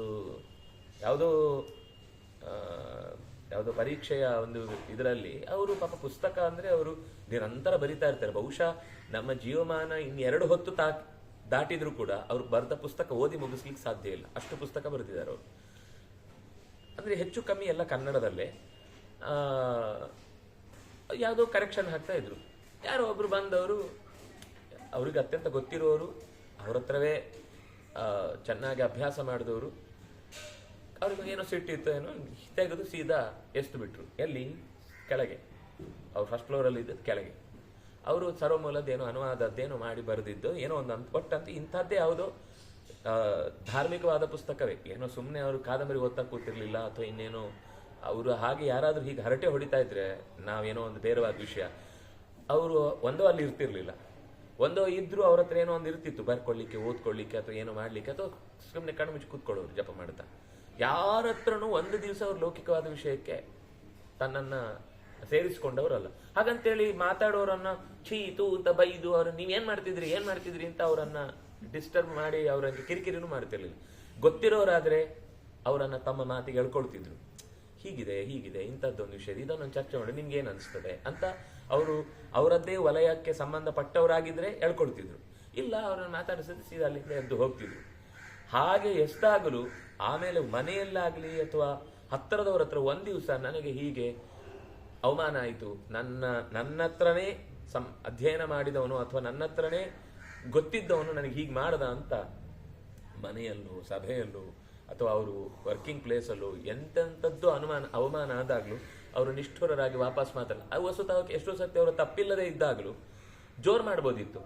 ನಾನೇನ್ ತಪ್ಪು ಮಾಡಿದೆ ಅಂತ ಇಲ್ಲ, ಅವನ ಕಡೆಯಿಂದ ನನ್ಗೆ ಯಾವುದೋ ಬಾಕಿ ಇದ್ದಿದ್ದು ಮುಗಿದೋಯ್ತು ಅಂತ ಅನ್ಕೊಂಡು ಅದನ್ನ ನುಂಗ್ಕೊಳ್ತಿದ್ರು. ಆದ್ರೆ ಶಾಸ್ತ್ರೀಯ ವಿಷಯಗಳು ಅಥವಾ ಇನ್ನೇನೋ ಒಂದು ತಾತ್ವಿಕವಾದ ನೆಲೆಯಲ್ಲಿ ಚರ್ಚೆ ನಡೆಯುವಾಗ ಇದು ಸರಿ ಹೋಗ್ಲಿಲ್ಲ ಅಂದ್ರೆ ಅವ್ರು ಒಂದ್ ಸ್ವಲ್ಪವೂ ಸುಮ್ಮನೆ ಇರ್ತಾರೆ. ನೀವೇನೇ ಹೇಳಿ ಈ ವಾಕ್ಯ ಸರಿ ಇಲ್ಲ, ಇದನ್ನು ಬೇರೆ ರೀತಿ ಪರಿಷ್ಕಾರ ಮಾಡಿ ಹೊರತು ಈ ಮಾತನ್ನ ನೀವು ಒಪ್ಕೊಳ್ಳಿಕ್ ಬರಲ್ಲ ಅಂತ ನಿಷ್ಠುರವಾಗಿ ಹೇಳ್ತಾ ಇದ್ರು ಕೂಡ ಆ ನಿಷ್ಠುರತೆ ಅನ್ನೋದು ಯಾರಿಗೂ ಹರಟಾಗ್ತಿರ್ಲಿಲ್ಲ. ಯಾಕೆಂದ್ರೆ ಅವ್ರು ಯಾವತ್ತೂ ಕೂಡ ತತ್ವದ ಮೇಲಿನ ಭರದಿಂದ ಹೇಳ್ತಿದ್ರು ಹೊರತು ವ್ಯಕ್ತಿಯ ಮೇಲಿನ ಆಕ್ರೋಶದಿಂದ ಯಾವತ್ತೂ ಮಾತಾಡ್ತಿರ್ಲಿಲ್ಲ. ಸಿಟ್ಟು ಅಂದ್ರೆ ಅವ್ರೊಂಥರ ಇಲ್ಲೆಲ್ಲ ತುಂಬಾ ರೋಮ ಮತ್ತೆ ಒಂಥರ ನರಸಿಂಹನ ಅವತಾರ ತರನೇ ಸಿಟ್ಟು ಬಂದ್ರೆ ನೋಡ್ಲಿಕ್ಕೆ ಸಾಧ್ಯ ಇಲ್ಲ ಅವರನ್ನ. ಆದ್ರೆ ಮರುಕ್ಷಣ ಮರು ದಿವಸ ಮತ್ತೆ ಆ ವ್ಯಕ್ತಿ ಹತ್ರ ಮಾತಾಡುವಾಗ ಹಿಂದಿನ ನೆನಪೇ ಇಲ್ಲ, ಹಿಂದಿನ ವಿಷಯಕ್ಕೆ. ಯಾಕಂದ್ರೆ ತತ್ವದ ಬಗ್ಗೆ ಮಾತಾಡಿದ್ರೆ ಆ ವ್ಯಕ್ತಿಯ ಬಗ್ಗೆ ಅವ್ರು ಯೋಚನೆನೇ ಮಾಡಿಲ್ಲ, ಆ ವಿಷಯ ಹೀಗಿರ್ಬೇಕಿತ್ತು ಅಂತ ಅಷ್ಟೇ ವಾದ. ಇದು ಒಬ್ಬ ವ್ಯಕ್ತಿಯಾಗಿ ಅನುಷ್ಠಾನ ಮಾಡಬೇಕಾದ ಗುಣ. ಮಿತ್ರಾಣಾಂಚ ಅನಭಿದ್ರೋಹ, ಯಾರು ತನ್ನನ್ನು ನಂಬಿಕೊಂಡಿರ್ತಾರೆ, ಯಾರು ತನಗೆ ಅತ್ಯಂತ ಆತ್ಮೀಯರಾಗಿರ್ತಾರೆ ಅಂತವರಿಗೆ ಯಾವತ್ತೂ ದ್ರೋಹ ಬಗೆಯದೇ ಇರುವುದು ಅನ್ನುವುದು ಸಿರಿವಂತಿಕೆಯ ಅತ್ಯಂತ ದೊಡ್ಡ ಸಮಿಧೆಗಳು ಅಂತ 7 ವಿವರಿಸಿ ಹೇಳಿದ್ರು. ಅಸಂವಿಭಾಗಿ ದುಷ್ಟಾತ್ಮ ಕೃತಜ್ಞೋ ನಿರಪತ್ರಪ ತಾದೃಂಗ್ನರಾಧಿಪೋ ಲೋಕೆ ವರ್ಜನೀಯೋ ನರಾಧಿಪ. ಏ ರಾಜನ್, ಇಂಥ ರಾಜನನ್ನ ಬಿಡಬೇಕು ಅಂದ್ರೆ ಡೈರೆಕ್ಟ್ ಅವನಿಗೆ ಹೇಳಿದ ಹಾಗೆ. ಅಸಂವಿಭಾಗಿ, ಯಾರು ಅವರವರಿಗೆ ಯಾರಿಗೆ ಏನು ಪಾಲು ಕೊಡಬೇಕು ಅದನ್ನು ಕೊಡದೆ ತನ್ನಲ್ಲೇ ಇಟ್ಕೊಳ್ಳುವನು, ಇವನನ್ನ ಒಪ್ಕೋಬಾರದು. ಅಸಂವಿಭಾಗಿ ದುಷ್ಟಾತ್ಮ, ಎದುರುಗಡೆ ಬನ್ನಿ ಬನ್ನಿ ಅಂತ ಕರೆದು ಒಳಗಿನಿಂದ ಬೇರೆದ್ದೇ ಆಲೋಚನೆ ಮಾಡ್ತಾ. ಪಾಂಡವರು ವಾರಣಾವತಕ್ಕೆ ಹೋಗುವ ಆಲೋಚನೆ ಏನಿರ್ಲಿಲ್ಲ ಅವರಿಗೆ. ಆದ್ರೆ ಮಗ ಮಾಡಿದ ವ್ಯವಸ್ಥೆಗೆ ಪೂರ್ಣ ಸಪೋರ್ಟ್ ಕೊಟ್ಟು ಅವ್ರು ಹೋಗಲ್ಲ ಅನ್ನೋ ರೀತಿ ಅವರ ಅಭಿಪ್ರಾಯ ಬಂದಿದೆ ಅಂತ ಗೊತ್ತಾದಾಗಲೂ ಇಲ್ಲ ನೀವೇನೋ ಬಹಳ ಆಸೆ ಪಟ್ಟಿದ್ದೀರಂತೆ, ನೀವು ಇಷ್ಟು ಕಷ್ಟಪಟ್ಟು ಇಲ್ಲಿ ಕೆಲಸ ಮಾಡುವುದು, ನಿಮ್ಗೆ ಸ್ವಲ್ಪ ರೆಸ್ಟ್ ಬೇಕು, ನಿಮ್ಗೆ ಸ್ವಲ್ಪ ರಜೆ ಬೇಕು, ನೀವು ರಜೆ ತಗೊಳ್ಳಿ, 6 ತಿಂಗಳು ನೀವು ಈ ರಾಜ್ಯ ಭಾರತದ ಬಗ್ಗೆ ತಲೆನೇ ಕೆಡಿಸ್ಕೊಬಿಡಿ, ಹೋಗಿ ಅಂತ ಒತ್ತಾಯ ಮಾಡಿ ಕಳಿಸಿದ. ಒಳಗೆ ದುಷ್ಟ ಭಾವ, ಮಗ ಏನೋ ಅನರ್ಥ ಮಾಡ್ತಿದ್ದಾನೆ, ಅದು ಅವ್ರಿಗೆ ತೊಂದರೆ ಆಗುತ್ತೆ ಅಂತ ಗೊತ್ತಿದ್ರು ಕೂಡ ಹೊರಗಿನಿಂದ ಮಾತ್ರ ಆಯ್ತು ನಿಮ್ಗೆ ಒಳ್ಳೇದಾಗ್ಲಿ, ನೀವು ಅಲ್ಲಿ ಹೋಗಿ ಬನ್ನಿ ಅಂತ ಹೇಳುವ ರೀತಿ ಮಾತಾಡಿದ ಸ್ವರೂಪ ಅದು ಧೃತರಾಷ್ಟ್ರನ ಮನಸ್ಸಿಗೆ ನಾಟುವಂತೆ ಅವನು ಹೇಳ್ತಾನೆ. ದುಷ್ಟಾತ್ಮ ಕೃತಜ್ಞ, ಎಷ್ಟು ಟ್ಯಾಕ್ಸ್ ತಂದು ಹಾಕಿದ್ದಾರೆ, ದೇಶಾದ್ಯಂತ ಮೂಲೆ ಮೂಲೆಗಳಿಂದ ಸಂಪತ್ತನ್ನ ಹೊತ್ತು ತಂದಿದ್ದಾರೆ. ಕೃತಜ್ಞ ನಿರಪತ್ರಪ, ಲಜ್ಜೆಯೇ ಇಲ್ಲ. ಅನರ್ಥ ಮಾಡಿದ್ಮೇಲೆ ಮತ್ತೆ ಸ್ವಲ್ಪ ಹೊತ್ತಾದ್ಮೇಲೆನೆ ಅವ್ರ ಅರ್ಧ ದಾರಿಗೆ ಹೋಗುವಾಗನೆ ಮತ್ತೆ ದ್ಯೂತಕ್ಕೆ ಕರೆದು ಮತ್ತೆ ಅವರನ್ನ 13 ವರ್ಷದ ಪೂರ ದೂರಾಲೋಚನೆ ಮಾಡಿಕೊಂಡು ಮಾಡಿದ ನಾಚಿಕೆ ಕೆಟ್ಟ ಕೆಲಸ ಇದೆಯಲ್ಲ, ಅದಕ್ಕೆ ನೀನು ಸಪೋರ್ಟ್ ಮಾಡಿದಲ್ಲ, ನೀನು ನಿರಪತ್ರಪನೆ. ಇಂಥ ನರಾಧಿಪನನ್ನ ನರಾಧಿಪ ಅಂತ ಒಪ್ಕೊಳ್ಳಿಕ್ ಬರುವುದಿಲ್ಲ. ಹೇ ನರಾಧಿಪ, ಇಂಥ ನರಾಧಿಪನನ್ನ ಒಪ್ಪಬಾರದು ಅಂತ ಹೇಳ್ತಾನೆ. ಆ ಶಬ್ದ ಅದಕ್ಕೆ ಅದೇ ಬಳಸಿದ ಭಾರಿ ಸ್ವಾರಸ್ಯ. ತಾದೃಂಗ್ ನರಾಧಿಪೋ ಲೋಕೆ ವರ್ಜನೀಯೋ ನರಾಧಿಪ. ಹೇ ನರಾಧಿಪ, ತಾದೃಂಗ್ ನರಾಧಿಪ ವರ್ಜನೀಯ. ಅಂಥ ರಾಜನನ್ನು ಯಾವತ್ತೂ ಕೂಡ ಒಪ್ಕೊಳ್ಬಾರ್ದು ನಾವು ಅಂತ ಹೇಳ್ತಾನೆ. ನಚ ರಾತ್ರೌ ಸುಖಂ ಶೇತೆ ಸಸರ್ಪ ಇವ ವೇಶ್ಮನಿ ಯಕ್ಕೋಪಯತಿ ನಿರ್ದೋಷಂ ಸದೋಷೋಭ್ಯಂತರೇ ಅಭ್ಯಂತರಂ ಜನಂ. ನಿರ್ದೋಷನಾದ ವ್ಯಕ್ತಿಯನ್ನ, ಸ್ವತಃ ದೋಷಯುಕ್ತನಾದ ವ್ಯಕ್ತಿ ಕೆಣಕಿ ಅಕಸ್ಮಾತ್ ಅವನು ಇರ್ತಾನೆ ಅಂದ್ರೆ ಹೇಗೆ ಅಂದ್ರೆ, ಎಲ್ಲೋ ಇದೆಯಂತೆ ರೂಮಲ್ಲಿ ಸರ್ಪ, ಆದ್ರೆ ಇಲ್ಲೇ ಮಲಗಬೇಕಂತೆ ಅಂತ ಹೇಳಿದ್ರೆ ಅವನ ಸ್ಥಿತಿ ಹೇಗಿರುತ್ತೋ ಹಾಗಿರುತ್ತೆ. ಈ ರೂಮಲ್ಲಿ ಸರ್ಪ ಇದೆ, ಆದ್ರೆ ಈ ರೂಮ್ ಬಿಟ್ಟು ಬೇರೆ ಮಲಗ್ಲಿಕ್ಕೆ ಜಾಗ ಇಲ್ಲ. ರಾತ್ರಿ ಎಲ್ಲ ಹೇಗಿರುತ್ತೋ ಹಾಗೆ ಅವನ ಸ್ಥಿತಿ. ಒಬ್ಬ ನಿರ್ದುಷ್ಟನಾದವನನ್ನ ದುಷ್ಟನಾದವ ಕೆಣಕಿ ಆಮೇಲೆ ಬದುಕುವುದು ಅಂದ್ರೆ ಅವನ ಸ್ಥಿತಿ ಹೀಗೆ. ಅದು ಯಾವಾಗ ಬೇಕಾದ್ರೂ ಕಚ್ಚಬಹುದು ಒಂದು. ಮತ್ತೆ ಇದೆ ಅನ್ನೋದೇ ಒಂದು, ಯಾಕಂದ್ರೆ ತಾನು ತಪ್ಪು ಮಾಡಿಲ್ಲ ಅಂತ ಇದ್ದಿದ್ರೆ ಅವನಿಗೆ ಭಯ ಇರ್ತಿರ್ಲಿಲ್ಲ. ತನ್ನದೇ ದೋಷ ಇದೆ ಅಂತ ಗೊತ್ತಾಗಿ ನಿರ್ದುಷ್ಟನನ್ನು ಕೆಣಕಿದ ಮೇಲೆ ಸರ್ಪ ಇದ್ದ ಮನೆಯಲ್ಲಿ ನೆಮ್ಮದಿಯ ನಿದ್ದೆ ಮಾಡ್ಲಿಕ್ಕೆ ಪ್ರಯತ್ನ ಮಾಡಿದವನ ಪಾಡು ಹೇಗಿರುತ್ತೋ ಹಾಗಿರುತ್ತೆ. ಸದಾ ಪ್ರಸಾದನಂ ತೇಷಾಂ ದೇವತಾನಾಮಿವೋ ಇವಾಚರೇತ್ ಯೋರ್ಥ ಸ್ತ್ರೀಷು ಸಮಾಯುಕ್ತಾಃ ಪ್ರಮತ್ತ ಪತಿತೇಷು ಚ ಯೇ ಚಾನಾರ್ಯೇ ಸಭಾಸಕ್ತಾಃ ಸರ್ವೇ ತೇ ಸಂಶಯಂಗತಾಃ. ದೇವತೆಗಳಿಗೆ ಯಾವತ್ತೂ ಕೂಡ ಅವಮಾನ ಆಗುವ ಹಾಗೆ ಮಾಡಬಾರದು. ದೇವತಾನ ಪ್ರಸಾದನಂ ಯಥಾ ತಥಾ ಆಚರೇತ್. ಅವ್ರಿಗೆ ಯಾವತ್ತೂ ಕೂಡ ದೇವತೆಗಳಿಗೆ ಸ್ವಲ್ಪ ಹೆಚ್ಚು ಕಮ್ಮಿ ಆದರೆ ಅದರ ಪರಿಣಾಮ ತಕ್ಷಣ ಕಾಣುತ್ತೆ. ಅದು ತುಂಬ ಕಡೆ ಅನುಭವಕ್ಕೆ ಬರುವಂತ ಸಂಗತಿ. ದೇವತಾ ಪೂಜೆಯ ವಿಷಯದಲ್ಲಿ, ಅನುಷ್ಠಾನದ ವಿಷಯದಲ್ಲಿ ಎಡವಟ್ಟಾಯ್ತು ಅಂದ್ರೆ ಅದು ತಕ್ಷಣ ಪ್ರತಿಫಲ ಕೊಡುತ್ತೆ. ಅದನ್ನೇ ಕೃಷ್ಣನು ಹೇಳಿದ್ದು, ಅಂತವತ್ತು ಫಲಂ ತೇಷಾಂ ತತ್ವವತ್ಯಲ್ಪಚೇತಸಾಂ. ಸಾರ್ವಕಾಲಿಕವಾದ ಸತ್ಯಗಳಲ್ಲ ಅವುಗಳು. ಅದರಿಂದಾಗಿ ಅವುಗಳು ಫಲವನ್ನು ಬೇಗ ಕೊಟ್ಬಿಡ್ಬೇಕು. ಯಾಕಂದ್ರೆ ಅವರೇ ಟಿಕಾಣಿ ಶಾಶ್ವತ ಅಲ್ಲ ಅಂದಮೇಲೆ ಅವ್ರು ಆಗಾಗ್ಲೇ ಅದನ್ನ ಬಹುಮಾನ ಮುಗಿಸ್ಬಿಡ್ಬೇಕು. ಅದರಿಂದಾಗಿ ಅವರು ತಕ್ಷಣವೇ ಫಲವನ್ನ ಕೊಡ್ತಾರೆ. ಆದರೆ ಭಗವಂತನದ್ದು ಹಾಗಲ್ಲ. ಅದು ಬಹಳ ಕಾಲದ ತನಕನೂ ಕೂಡ ಅವನ ವ್ಯವಸ್ಥೆಯನ್ನು ನೋಡುತ್ತಾನೆ. ಅದರಿಂದಾಗಿ ಯಾರ ಬುದ್ಧಿ ಅಥವಾ ಯಾರ ಸಂಪತ್ತು ಅಧಿಕಾರಕ್ಕೆ ವ್ಯವಸ್ಥೆಗೆ ಬರುವಾಗ ಅವನು ಅಕಸ್ಮಾತ್ ದುಷ್ಟ ಸ್ತ್ರೀಯಿಂದ ಸಮಾಯುಕ್ತನಾಗಿದ್ರೆ, ಅಂದ್ರೆ ಅವರ ವಶಕ್ಕೆ ಒಳಗಾಗಿದ್ರೆ, ಕೆಟ್ಟ ಯೋಚನೆಯನ್ನ ಮಾಡುವಂತಹ ಸ್ವಭಾವದವರ ವಶಕ್ಕೆ ಒಳಗಾಗಿದ್ರೆ, ಅಥವಾ ಕುಡಿದು ಮತ್ತನಾಗಿ ಮತಿಯನ್ನೇ ಕಳ್ಕೊಂಡವನಾಗಿದ್ರೆ, ಇನ್ನು ಅನರ್ಥ ಇನ್ನೊಬ್ಬರಿಗೆ ಉಂಟು ಮಾಡಬೇಕು ಅನ್ನೋ ವಿಷಯದಲ್ಲೇ ಅನಾರ್ಯರ ಜೊತೆಗೆ ಸೇರಿಕೊಂಡವನಾಗಿದ್ರೆ ಅವರ ಬದುಕು ಆಮೇಲೆ ನಿಶ್ಚಯ ಅಲ್ಲ. ಅಂದ್ರೆ ಅದು ಸಂಶಯಂಗತ. ಆಮೇಲೆ ಹೆಚ್ಚು ಕಾಲ ಬಾಳ್ತಾರೆ ಅಂತ ಅವರನ್ನ ನಿರೀಕ್ಷೆ ಮಾಡ್ಲಿಕ್ಕೆ ಸಾಧ್ಯ ಇಲ್ಲ.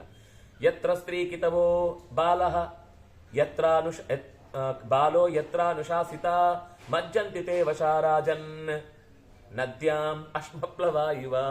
ನದಿಯಲ್ಲಿ ನಾನು ಈಜುತ್ತೇನೆ ಅಂತ ಒಂದು ದೊಡ್ಡ ಕಲ್ಲನ್ನು ಕಟ್ಟಿಕೊಂಡು ಹಾರಿದರೆ ಆತ ಹೇಗೆ ಈಜುವಲ್ಲನೋ ಹಾಗೆ ಈ ದುಷ್ಟ ಸ್ತ್ರೀ ಕಿತವ ಅಂತಂದ್ರೆ ಮೋಸಗಾರ ಅಥವಾ ಬುದ್ಧಿ ಬಲಿತೇ ಇಲ್ಲ, ಹೆಸರಲ್ಲಿ ಮಾತ್ರ ಬಾಲ, ಬುದ್ಧಿ ಬಲ್ತಿಲ್ಲ ಅನ್ನುವವನ ಅನುಶಾಸನಕ್ಕೆ ಒಳಗಾಗಿದ್ದಾನೆ ಅಂತಂದ್ರೆ ಒಬ್ಬ, ಅವರು ತೇ ಅವಶಾ ಮಜ್ಜಂತಿ. ಅವರು ನಿಶ್ಚಯವಾಗಿಯೂ ಕೂಡ ಅಧಿಕಾರದಿಂದ ಲುಪ್ತರಾಗ್ತಾರೆ ಅಥವಾ ದುಷ್ಟರ ಸಹವಾಸಕ್ಕೊಳಗಾದ ಕಾರಣಕ್ಕಾಗಿ ಸಂಪತ್ತಿನಿಂದ ಸಂಪತ್ತನ್ನ ಕಳ್ಕೊಳ್ತಾರೆ. ಕಲ್ಲು ಕಟ್ಕೊಂಡು ನೀರಿಗೆ ಹಾರದ ಹಾಗೆ ಅವರ ಸ್ಥಿತಿ ಅಷ್ಟೇ. ತಾನಹಂ ಪಂಡಿತಾನ್ ಮನ್ಯೇ ವಿಶೇಷ ಹಿ ಪ್ರಸಂಗಿನ ಪ್ರಯೋಜನೇಶು ಯೇ ಸಕ್ತಾ ಯೇ ವಿಶೇಷೇಶು ಭಾರತ. ಯಾರು ದೂರದ ಪ್ರಯೋಜನವನ್ನ ಗಮನಿಸಿ ಅಕಾರಣವಾಗಿ ಯಾವುದನ್ನು ತುಂಬ ತಲೆಗೆ ಹಚ್ಚಿಕೊಳ್ಳದೆ ಸರಿಯಾದ ರೀತಿಯಲ್ಲಿ ಯಾರು ಬದುಕ್ತಾನೋ ಅವನನ್ನು ನಾನು ಪಂಡಿತ ಅಂತ ಗ್ರಹಿಸಬಹುದು. ವಿಶೇಷಾಹಿ ಪ್ರಸಂಗಿನ. ಸಂಘ ಅಂತಂದ್ರೆ ಸಂಬಂಧ, ಒಳ್ಳೆಯ ಸಂಬಂಧವನ್ನು ಬೆಳೆಸಿಕೊಂಡ್ರೆ ಮಾತ್ರ, ಪ್ರಯೋಜನದ ದೂರದೃಷ್ಟಿಯನ್ನು ಇಟ್ಟುಕೊಂಡು ಸಂಬಂಧವನ್ನು ಸರಿಯಾಗಿ ಬೆಳೆಸಿದ್ರೆ ಮಾತ್ರ ಬೆಳವಣಿಗೆ ಅನ್ನೋದು ಸಾಧ್ಯ. ಅದನ್ನ ದೊಡ್ಡವರು ಕೂಡ ಹೊಗಳ್ತಾರೆ. ಏನು ಅಂತ, ತಂ ಯಂ ಪ್ರಶಂಸಂತಿ ಕಿತವಾಹ ಯಂ ಪ್ರಶಂಸಂತಿ ಚಾರಣಾಹ ಯಂ ಪ್ರಶಂಸಂತಿ ಬಂಧಕ್ಯಃ ನ ಸಜೀವತಿ ಮಾನವಃ. ಮೋಸ ಮಾಡುವವರೇ ಮೈಕ್ ಹಿಡ್ಕೊಂಡು ಭಾರೀ ಒಳ್ಳೆಯವರು, ಅಂತ ರಾಜಕಾರಣಿಗಳು ಸಿಗುವುದಿಲ್ಲ ಅಂತ ಹೇಳಿದ್ರು ಅಂದ್ರೆ ಸ್ವಲ್ಪ ಯೋಚನೆ ಮಾಡಬೇಕು. ಕಿತವಾಹ ಯಂ ಶಂಸಂತಿ ಪ್ರಶಂಸಂತಿ. ಕಿತವಾಹ ಅಂದ್ರೆ ಸ್ವತಃ ಅವರೇ ಜೂಜುಗಾರರು, ಮೋಸಗಾರರು, ಬೇಕಾದಷ್ಟು ಸ್ಕ್ಯಾಮ್ಗಳಲ್ಲಿ ಸಿಕ್ಕಾಕೊಂಡವರು. ಅವರು ಓತಿ ಕಾಟಕ್ ಬೇಲಿ ಸಾಕ್ಷಿ ಅಂತ ಸಂಸ್ಕೃತದಲ್ಲೊಂದಿಗೆ ಕೆಟ್ಟ ಗಾದೆ ಇದೆ, ತಿಷ್ಟನ್ ಮೂತ್ರಸ್ಯ ಧಾವನ್ ಮೂತ್ರ ಸಾಕ್ಷಿ ಅಂತ. ಹಾಗೆ ಒಂದು ವ್ಯಕ್ತಿಯೇ ಅಸಂಬದ್ಧ, ಅವನನ್ನ ಇನ್ನೊಬ್ಬ ಭಾರಿ ಸಮರ್ಥಿಸುದು. ಗೋಸುಂಬೆಗಳು ಎರಡು, ಆ ಗೋಸುಂಬೆ ಬಗ್ಗೆ ಈ ಗೋಸುಂಬೆ ಹೇಳುದು, ಅವನು ಎಂಥ ಕಲಾಕಾರ, ಸರಿಯಾದ ಸಮಯಕ್ಕೆ ಸರಿಯಾದ ರೀತಿ ಕೋಲ ಕಟ್ತಾನೆ, ಅವನಿಗೆ ಇರುವಷ್ಟು ನಾಜೂಕುತನ ಇನ್ಯಾರಿಗೂ ಇರ್ಲಿಕ್ಕೆ ಸಾಧ್ಯ ಇಲ್ಲ ಅಂತ ಸ್ವತಃ ಮೋಸನ ಮಾಡುವ ಇನ್ನೊಬ್ಬ ಮಾತಾಡ್ತಾನೆ.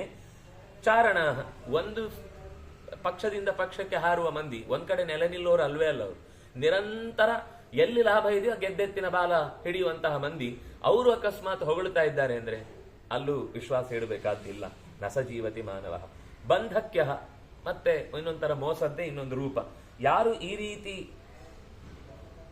ಇನ್ನೊಬ್ಬರ ಅಂದ್ರೆ ತಾವೇ ಸ್ವತಃ ತಟ್ಟೆಯಲ್ಲಿ ದೊಡ್ಡ ಕತ್ತೆಯನ್ನು ಬೀಳಿಸಿಕೊಂಡು ಅದು ಕೊಳುತು ನಾರ್ತಾ ಇದ್ರೆ, ಪಕ್ಕದಲ್ಲಿ ಬಿದ್ದಿರುವ ಒಂದು ನೊಣವನ್ನೇ ಹೆಕ್ಕಿ ನೋಡಿ ಎಷ್ಟು ಕೆಟ್ಟ ಊಟ ಮಾಡ್ತಾರೆ, ನೊಣದಿಂದ ಏನೆಲ್ಲ ಅನರ್ಥ ಆಗುತ್ತೆ ಗೊತ್ತಾ ಅಂತ ನೊಣದ ಬಗ್ಗೆ ಒಂದಿಷ್ಟು ಹೇಳಿ ಉಳಿದವರನ್ನೆಲ್ಲ ದಾರಿ ತಪ್ಪಿಸುದು. ಅವ್ರ ತಟ್ಟೆಯಲ್ಲಿ ಬಿದ್ದಿದ್ದವ್ರು ಹೇಳುವುದೂ ಇಲ್ಲ, ಅದು ಗೊತ್ತಾಗುದು, ಅದು ಮುಚ್ಚಿಟ್ಟಿರ್ತಾರೆ. ಅದ್ರಲ್ಲಿ ಏನಿದೆ ಅಂತ ಕೇಳಿದ್ರೆ ಯಾರಿಗೆ ಹೇಳುವುದೂ ಇಲ್ಲ, ಆದ್ರೆ ಇನ್ನೊಬ್ಬರನ್ನ ಎತ್ತಿ ತೋರಿಸ್ತಿರ್ತಾರೆ. ಇಂಥ ಮಂದಿಯ ಬದುಕಿದೆಯಲ್ಲ ನಸಜೀವತಿ, ಅದು ಬಾಳುವಂಥದ್ದಲ್ಲ, ಹೆಚ್ಚು ಕಾಲ ಅದಕ್ಕೆ ಬಾಳ್ವಿಕೆ ಇಲ್ಲ. ಆದ್ರೆ ತತ್ಕಾಲಕ್ಕಂತೂ ಒಂದ್ಸರ್ತಿ ಅವರು ಮೆರೆದು ಬಿಡ್ತಾರೆ, ಹಾಳಾಗುವುದಕ್ಕೆ ಬೇಕಾದಷ್ಟಂತೂ ಘಟನೆ ನಡೆದು ಬಿಡುತ್ತೆ. ಹಿತ್ವಾ ತಾನ್ ಪರಮೇಶ್ವಾಸಾನ್ ಪಾಂಡವಾನ್ ಅಮಿತೌಜಸ ಆಹಿತಂ ಭಾರತೈಶ್ವರ್ಯಂ ತ್ವಯಾ ದುರ್ಯೋಧನೇ ಮಹತ್. ದುರ್ಯೋಧನಲ್ಲಿ ಮಹತ್ತರವಾದ ಐಶ್ವರ್ಯವನ್ನ ಇಡುವ ಮುನ್ನ ನೀನೊಂದು ಸ್ವಲ್ಪ ಯೋಚನೆ ಮಾಡಬೇಕಿತ್ತು. ಯಾಕೆಂದ್ರೆ ಪರಮೇಶ್ವಾಸಾನ್ ಪಂಡಿತಾನ್, ಯುದ್ಧದಲ್ಲಿಯೂ ಬಲ್ಲಿದರು, ತಿಳುವಳಿಕೆಯಲ್ಲೂ ಅತ್ಯಂತ ಸಮರ್ಥರು. ಇಂಥ ಅಮಿತೌಜಸರಾದಂತಹ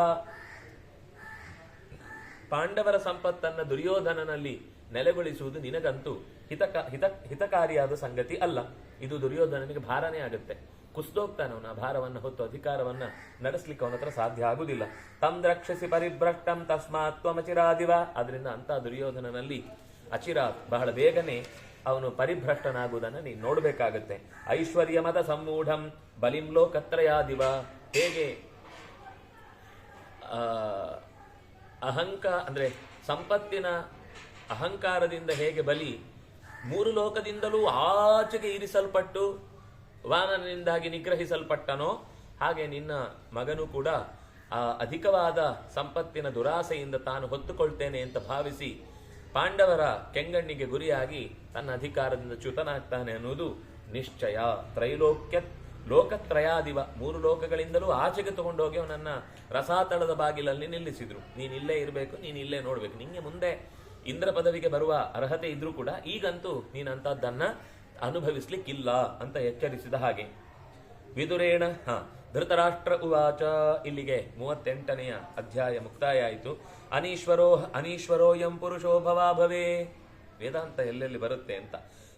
ಸೂತ್ರ ಪ್ರೋತ ದಾರುಮಯೀ ವಯೋಷ ಧಾತ್ರಾಜದಿಷ್ಟಸ್ಯ ವಶೇ ಕೃತೋಯಂ ತಸ್ಮಾದ್ವದತ್ವಂ ಶ್ರವಣೇ ಧೃತೋಹಂ. ನೀನು ಹೇಳಿದ್ದೆಲ್ಲ ಕೇಳಿ ತುಂಬಾ ಚೆನ್ನಾಗಿದೆ, ಕೇಳಿ.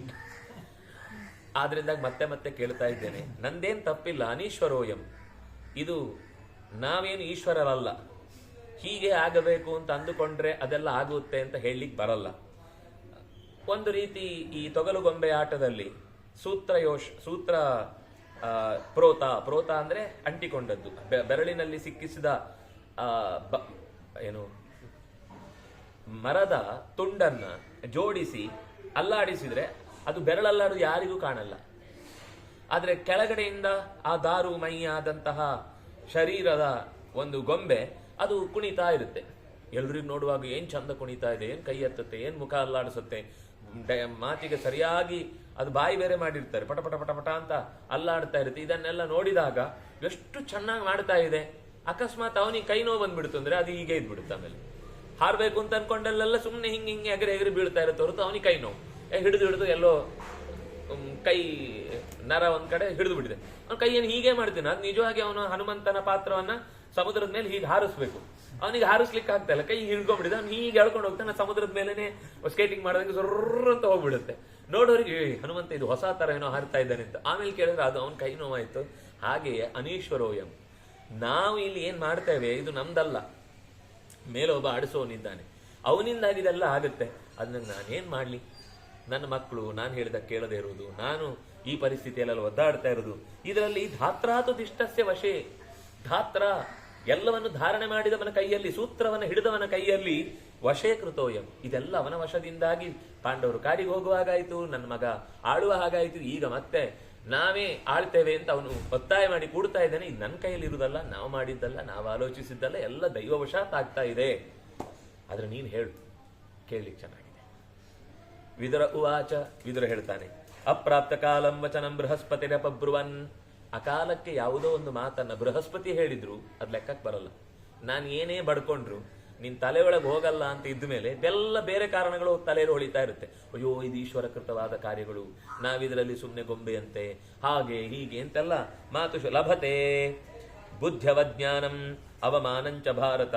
ಅಂತಹ ವ್ಯಕ್ತಿ ಅಕಸ್ಮಾತ್ ಎಷ್ಟೇ ಒಳ್ಳೆ ಮಾತು ಹೇಳಿದ್ರೂ ಕೂಡ ಅವಜ್ಞಾನಂ, ಅದರ ಬಗ್ಗೆ ಅವಗಣನೆ, ಅವಮಾನದ ಮಾತುಗಳನ್ನೇ ಅವನು ಸ್ವೀಕರಿಸ್ತಾನೆ ಹೊರತು ಇದು ನನ್ನ ಒಳ್ಳೇದಕ್ಕೆ ಹೇಳ್ತಾ ಇದ್ದಾರೆ ಅಂತ ಯೋಚನೆ ಮಾಡಲ್ಲ. ಅಂದ್ರೆ ವಿದುರ, ನಾನೀಗ ನಿಂಗೆ ಏನೇ ಹೇಳಿದ್ರು ಇವ್ರು ಯಾಕೋ ನನ್ನ ಪಕ್ಷದ ಬಗ್ಗೆ ಏನು ಮಾತಾಡೋದಿಲ್ಲ, ಬರೀ ಪಾಂಡವರನ್ನ ಹೊಗಳಿ ಮಾತಾಡ್ತಾನೆ, ಆ ಪಕ್ಷದ ಕುರಿತಾಗಿ ಮಾತಾಡ್ತಾನೆ ಅಂತಾನೆ ನಿಂಗೆ ಹೋಗುತ್ತೆ. ನಾನು ನಿನ್ನೇನೋ ಅವಮಾನ ಮಾಡ್ತಾ ಇದ್ದೇನೆ. ಅವನು ಡೈರೆಕ್ಟ್ ಆಗಿ ಹೇಳಿಬಿಟ್ನಲ್ಲ, ಯಾರನ್ನ ಮೋಸಗಾರರು ಹೊಗಳ್ತಾ ಇರ್ತಾರೋ, ಯಾರನ್ನ ಶಕುನಿ ಭಾರಿ ಹೊಗಳುದು, ದುರ್ಯೋಧನನಂತ ಒಬ್ಬ ಯೋಧನೇ ಇಲ್ಲ ಅಂತ. ಆ ಕಡೆಯಿಂದ ದುಶ್ಯಾಸನ ಅವನು ಹೇಳುದು, ನನ್ನಂಥ ದುಶ್ಯಾಸನಂತಹ ಒಬ್ಬ ವ್ಯಕ್ತಿಗೆ ದುರ್ಯೋಧನ ಅಣ್ಣನಾಗಿ ಸಿಗುದು ದೊಡ್ಡ ಭಾಗ್ಯ ಅಂತ. ಇನ್ನೊಂದ್ ಕಡೆಯಿಂದ ಕರ್ಣ ಹೇಳುದು, ಅಯ್ಯೋ ಇಂಥವನು ಸಿಗ್ಲಿಕ್ಕೆ ಸಾಧ್ಯ ಇಲ್ಲ ಜಗತ್ತಿನಲ್ಲಿ ಅಂತ. ಅವತ್ತು ಆ ಅಗ್ರ ಪೂಜೆಯ ಸಭೆಯಲ್ಲೂ ಶಿಶುಪಾಲ ಏನ್ ಹೇಳಿದ್ದು, ಅಯ್ಯೋ ದುರ್ಯೋಧನನಂತ ಒಬ್ಬ ವ್ಯಕ್ತಿಯನ್ನು ನೀವು ಅಗ್ರ ಪೂಜೆಯಲ್ಲಿ ಕೂಡಿಸದೆ ಈ ಕಳ್ಳನನ್ನ, ಜಾರನನ್ನ, ಚೋರನನ್ನ ತಂದು ಕೂಡಿಸಿ ನಿಮಗೆ ಒಬ್ಬರಿಗೂ ಏನು ಅವಮಾನ ಆಗ್ತಾ ಇದೆ ಅಂತ ಯೋಚಿಸ್ತಾ ಇಲ್ವಾ ಅಂತ ಶಿಶುಪಾಲ ಹೊಗಳಿದ ಮೇಲೆ ದುರ್ಯೋಧನನ ವ್ಯಕ್ತಿತ್ವ ಏನು ಅಂತ ಯೋಚನೆ ಮಾಡಬೇಕಾದ್ದು. ಅದರಿಂದಾಗಿ ಹೀಗೆ ಸುತ್ತ ಇದ್ದವರನ್ನ ಹೊಗಳಿಸಿಕೊಳ್ಳಲ್ಪಟ್ಟ ಅಂದ ಮಾತ್ರಕ್ಕೆ ಅವನು ಒಳ್ಳೆಯವನು ಅಂತ ಆಗುದಿಲ್ಲ, ಹೊಗಳಿದವರು ಯಾರು ಅನ್ನುವುದು ಮುಖ್ಯ ಆಗುತ್ತೆ. ಅಂತಹ ವ್ಯಕ್ತಿ ಹೊಗಳಿದ ಮೇಲೆ ಸ್ವಲ್ಪ ಹೆಚ್ಚು ಕಮ್ಮಿ ಅವರಿಗೂ ತಿಜೋರಿ ಸ್ವಲ್ಪ ಪಾಲು ಒದಗಿದೆ ಅನ್ನೋದು ಅರ್ಥ ಆಗುತ್ತೆ.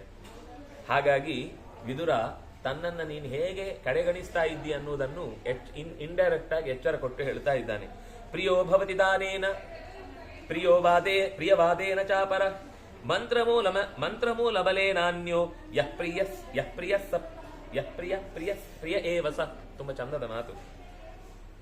ಕೆಲವರು ಏನಾದ್ರೂ ಕೊಟ್ಟು ಪ್ರಿಯರಾಗ್ತಾರೆ, ಅವರಿಗೆ ನಿಷ್ಕಲ್ಮಶವಾಗಿ ಕೊಡ್ತಾರೆ. ಒಟ್ಟು ಕೊಡುವುದು ಅನ್ನೋದು ಅವರ ಪ್ರೀತಿಗೆ ಪಾತ್ರ ಆಗುತ್ತೆ. ಈಗ ಮಕ್ಕಳಾಗಿದ್ದಾಗ ನಮ್ಗೆಲ್ಲ ನಮ್ಮ ಅಜ್ಜಿ ಮಾವ ಯಾರಾದ್ರೂ ಬರ್ತಾರೆ ಅಂದ್ರೆ ತುಂಬಾ ಖುಷಿ, ಅವ್ರ ಮೇಲೆ ಭಾರಿ ಪ್ರೀತಿ. ಯಾಕೆಂದ್ರೆ ಅವ್ರು ಬರುವಾಗ ಒಂದು ತಿಂಡಿ ತರ್ತಿದ್ರು, ಏನೋ ಒಂದು ರಸ್ಕು ತರ್ತಿದ್ರು, ಏನೋ ಒಂದಿಷ್ಟು ಅವರ ಮನೆಯಲ್ಲಿ ಬೆಳೀತಾ ಇದ್ದ ಹಣ್ಣು ಹಂಪಲೆಲ್ಲ ತಂದು ಕೊಡ್ತಾ ಇದ್ರು. ಅವ್ರು ಭಾರಿ ಒಳ್ಳೆಯವರು. ಯಾಕೆ ಒಳ್ಳೆಯವರು ಅಂದ್ರೆ ನಮ್ಗೆ ಕಾಲಕ್ಕೆ ಸರಿಯಾಗಿ ಅವ್ರು ಬಂದ್ರು ಅಂದ್ರೆ ನಮ್ಮ ಮನೆಯಲ್ಲಿ ಒಂದು ಡಬ್ಬಿ ತುಂಬಾ ತಿಂಡಿ ಇರ್ತಿತ್ತು. ಅವ್ರು ಬರುವ ನೆಪದಲ್ಲೇ ನಮ್ಮ ಮನೆಯಲ್ಲೂ ಆಗ್ತಿತ್ತು, ಯಾಕಂದ್ರೆ ಅವರಿಗೂ ಕೊಡ್ಬೇಕು, ಆ ನೆಪದಲ್ಲಿ ನಮ್ಗೆ ಸಿಗ್ತಿತ್ತು. ಎರಡನೇದು ಅವರು ತಂದೊಂದಿಷ್ಟು ಕೊಡ್ತಿದ್ರು. ಹಾಗಾಗಿ ದಾನೇನ ಪ್ರಿಯೋ ಭವತಿ. ಇನ್ನು ಕೆಲವರು ಒಳ್ಳೆ ಸ್ವಲ್ಪ ಈ ಮಟ್ಟ ಚಿಕ್ಕವರಿದ್ದಾಗ ಹೀಗಿರುತ್ತೆ, ಇದು ಆ ಮಟ್ಟ ಚೂರು ಬೆಳೆದ ಮೇಲೆ ಅದನ್ನ ಪೂರ್ತಿ ಪರಿಗಣಿಸುವುದಿಲ್ಲ ಮನಸ್ಸು. ಒಳ್ಳೆ ಮಾತಾಡುವುದನ್ನು ಇಷ್ಟಪಡುತ್ತೆ. ಒಂದು ಹಂತಕ್ಕೆ ಬಂದಾಗ ಕೊಡುವುದನ್ನ ಇಷ್ಟಪಡುವವರು ಬೆಳೆದ ಮೇಲೂ ಹಾಗೆ ಇದ್ದಾರೆ ಅಂದ್ರೆ ಶರೀರದಿಂದ ಬೆಳೆದಿದ್ದಾರೆ ಅಂತ ಅಷ್ಟೇ ಅರ್ಥ ಹೊರತು ಬೌದ್ಧಿಕವಾಗಿ ಬೆಳೆದಿಲ್ಲ ಅಂತ ಅರ್ಥ. ಆದ್ರೆ ಆಮೇಲೆ ಏನಾಗುತ್ತೆ, ಸಹಜವಾಗಿ ಗಮನಿಸಿ, ಅವರಿಗೆ ಒಳ್ಳೆ ಮಾತಾಡೋರು ಇಷ್ಟ ಆಗ್ತಾರೆ, ಒಳ್ಳೆ ವಿಷಯಗಳನ್ನ ಹೇಳೋರು ಇಷ್ಟ ಆಗ್ತಾರೆ. ಪ್ರಿಯವಾದೇನ ಚಾಪರಹ. ಇನ್ನು ಕೆಲವರಿಗೆ ಪ್ರಿಯವಾದ ವಾದದಿಂದ, ಒಳ್ಳೆಯ ಮಾತುಕತೆಯಿಂದ, ಸರಿಯಾದ ರೀತಿಯ ಲಾಜಿಕ್ ಕ್ರಮದಲ್ಲಿ ಏನು ಸರಿ ಏನು ತಪ್ಪು ಅಂತ ವಿಚಾರ ಮಾಡುವಂತಹ ವಾಗ್ಮಿತೆ ಇದ್ದಾಗ ಅವ್ರು ಇಷ್ಟ ಆಗ್ತಾರೆ. ಇನ್ನು ಮಂತ್ರಮೂಲ ಬಲೇನಾನ್ಯ. ಇನ್ನು ಕೆಲವರು ಏನು ಅಂದ್ರೆ ಈ ಕಾರ್ಯರೂಪವನ್ನ ತೋರಿಸುವುದಿದೆಯಲ್ಲ, ಮಂತ್ರಾಲೋಚನೆ ಮಾಡಿ ಅವ್ರು ಎಲ್ಲೂ ಕೂಡ ನೇರ ಭೇಟಿಯಾಗಲ್ಲ, ಯಾವುದೇ ವಸ್ತುವನ್ನ ಕೊಡಲ್ಲ. ಆದ್ರೆ ಸುತ್ತಲಿನ ಘಟನೆಗೆ ಒಂದು ರೂಪ ಕೊಟ್ಟು ಇದು ಇವರಿಂದ ಆಯ್ತು ಅಂತ ಅನ್ನೋದು ಅವ್ರ ತಲೆಗೆ ಬರುವ ಹಾಗೆ ಮಾಡ್ತಾರೆ. ಇದೆಲ್ಲ ಆಗಿದ್ದು ಇವರಿಂದ, ಇವರೇ ಹೀಗೆಲ್ಲ ಸರಿ ಮಾಡಿದ್ದು ನೋಡಿ, ಸಂವಿಧಾನವನ್ನು ರಕ್ಷಣೆ ಮಾಡಿದವರೇ ಇವರು, ಸಂವಿಧಾನವನ್ನ ಹಿಂದಿನಿಂದ ಇಷ್ಟು ದಿವಸಗಳ ಕಾಲ ನಾಸಾ ಅಥವಾ ಯಾವುದು ಇಸ್ರೋದಂತಹ ಸಂಸ್ಥೆಯನ್ನು ಸ್ಥಾಪಿಸಿದವರು ಯಾರು, ತಾರಾಲಯಗಳನ್ನು ಯೋಚಿಸಿದವರು ಯಾರು, NIT ಗಳನ್ನ ಮಾಡಿಸಿದವರು ಯಾರು, MITಗಳನ್ನು ಯೋಚಿಸಿದವರು ಯಾರು ಅಂತ ಹೀಗೆ ಇದೆಲ್ಲ ಪೂರ್ವದಲ್ಲಿ ಬೇಸಿಕ್ ಹಾಕಿದ್ರಿಂದ ಇವತ್ತು ಈ ದೇಶ 10 ವರ್ಷದಲ್ಲಿ ಮುಂದೆ ಬಂದಿದೆ. ಹಿಂದೆ ನಾವು ಅದನ್ನು ಮಾಡದೇ ಇದ್ರೆ ಇವತ್ತು ಯಾವುದು ನಡೀಲಿಕ್ಕೆ ಸಾಧ್ಯ ಇರಲಿಲ್ಲ ಅನ್ನೋ ರೀತಿಯ ಒಂದು ತಪ್ಪಾದ ವಾತಾವರಣವನ್ನ ಸಾಮಾನ್ಯರ ತಲೆಗೆ ತುಂಬುವಂತಹ ಪ್ರಿಯವಾದ ರೀತಿಯಲ್ಲಿ ಮಾತನಾಡುವಂತಹ ಮಂತ್ರ ಬಲವನ್ನು ಯಾರು ಮಾಡ್ತಾನೋ ಬಹಳ ಕಾಲ ನಿಲ್ಲಲ್ಲ. ಯಾಕೆಂದ್ರೆ ಅದು ಡೋಂಗಿ ಆಗಿದ್ರೆ, ಸತ್ಯ ಆಗಿದ್ರೆ ನಿಲ್ಲತ್ತೆ. ಆದ್ರೆ ಡೋಂಗಿ ಆಗಿದ್ರೆ ತಾನಾಗಿ ಅದರದ್ದೆಲ್ಲ ಕಳಚ್ಕೊಂಡ್ಬಿಡುತ್ತೆ.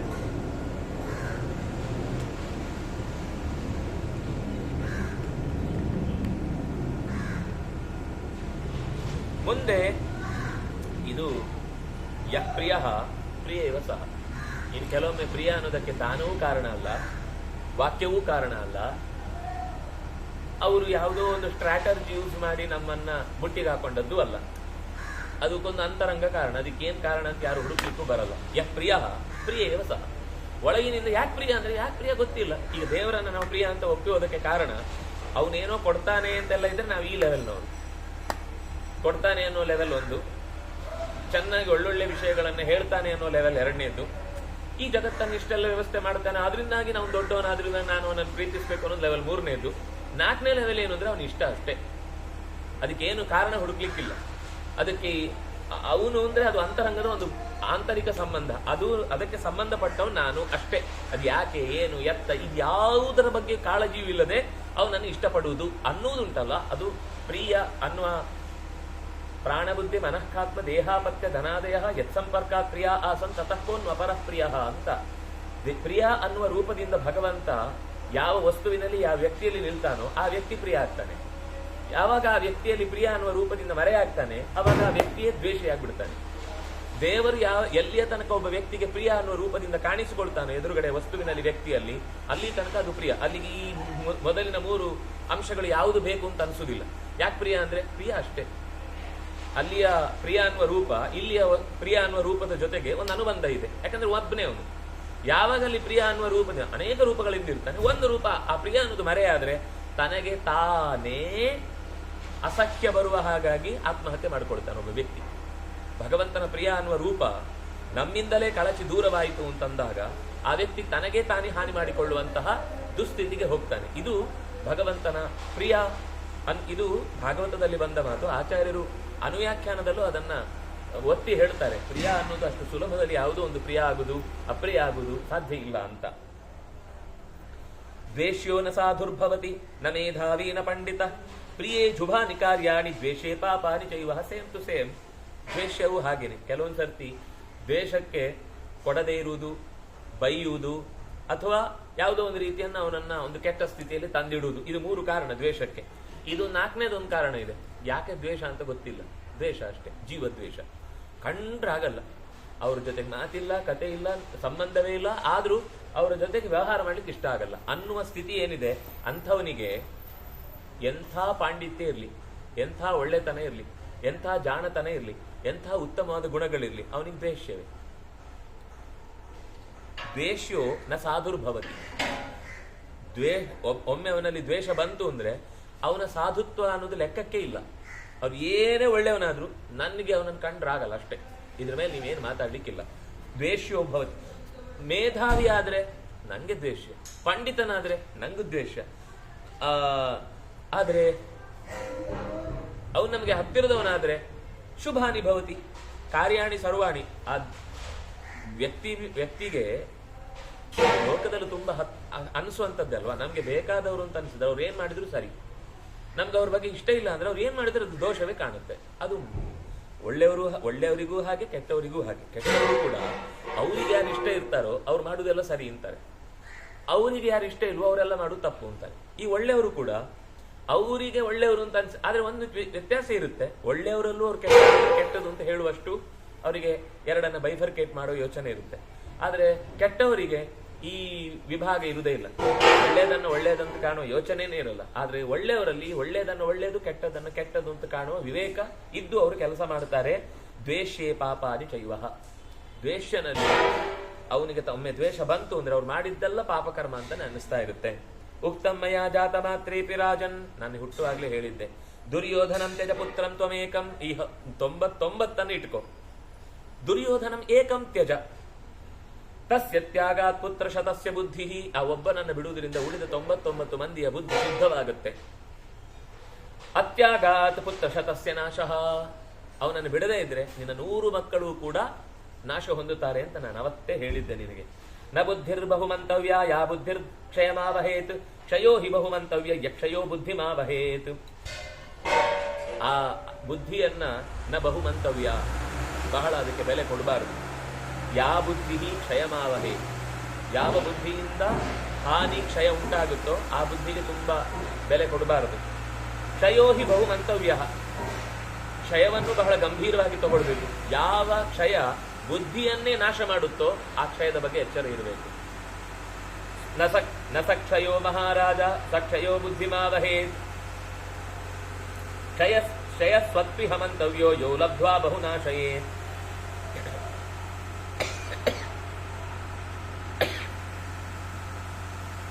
ಕೇವಲ ನಾನಾಗದಿಂದ ಬುದ್ಧಿ ಅಂತ ಹೇಳ್ತಾರೆ, ಅದು ವೃದ್ಧಿ ಹಾಗೆ ಕಾಣಿಸುವಾಗ ಹಾಗಾಗಿತ್ತು.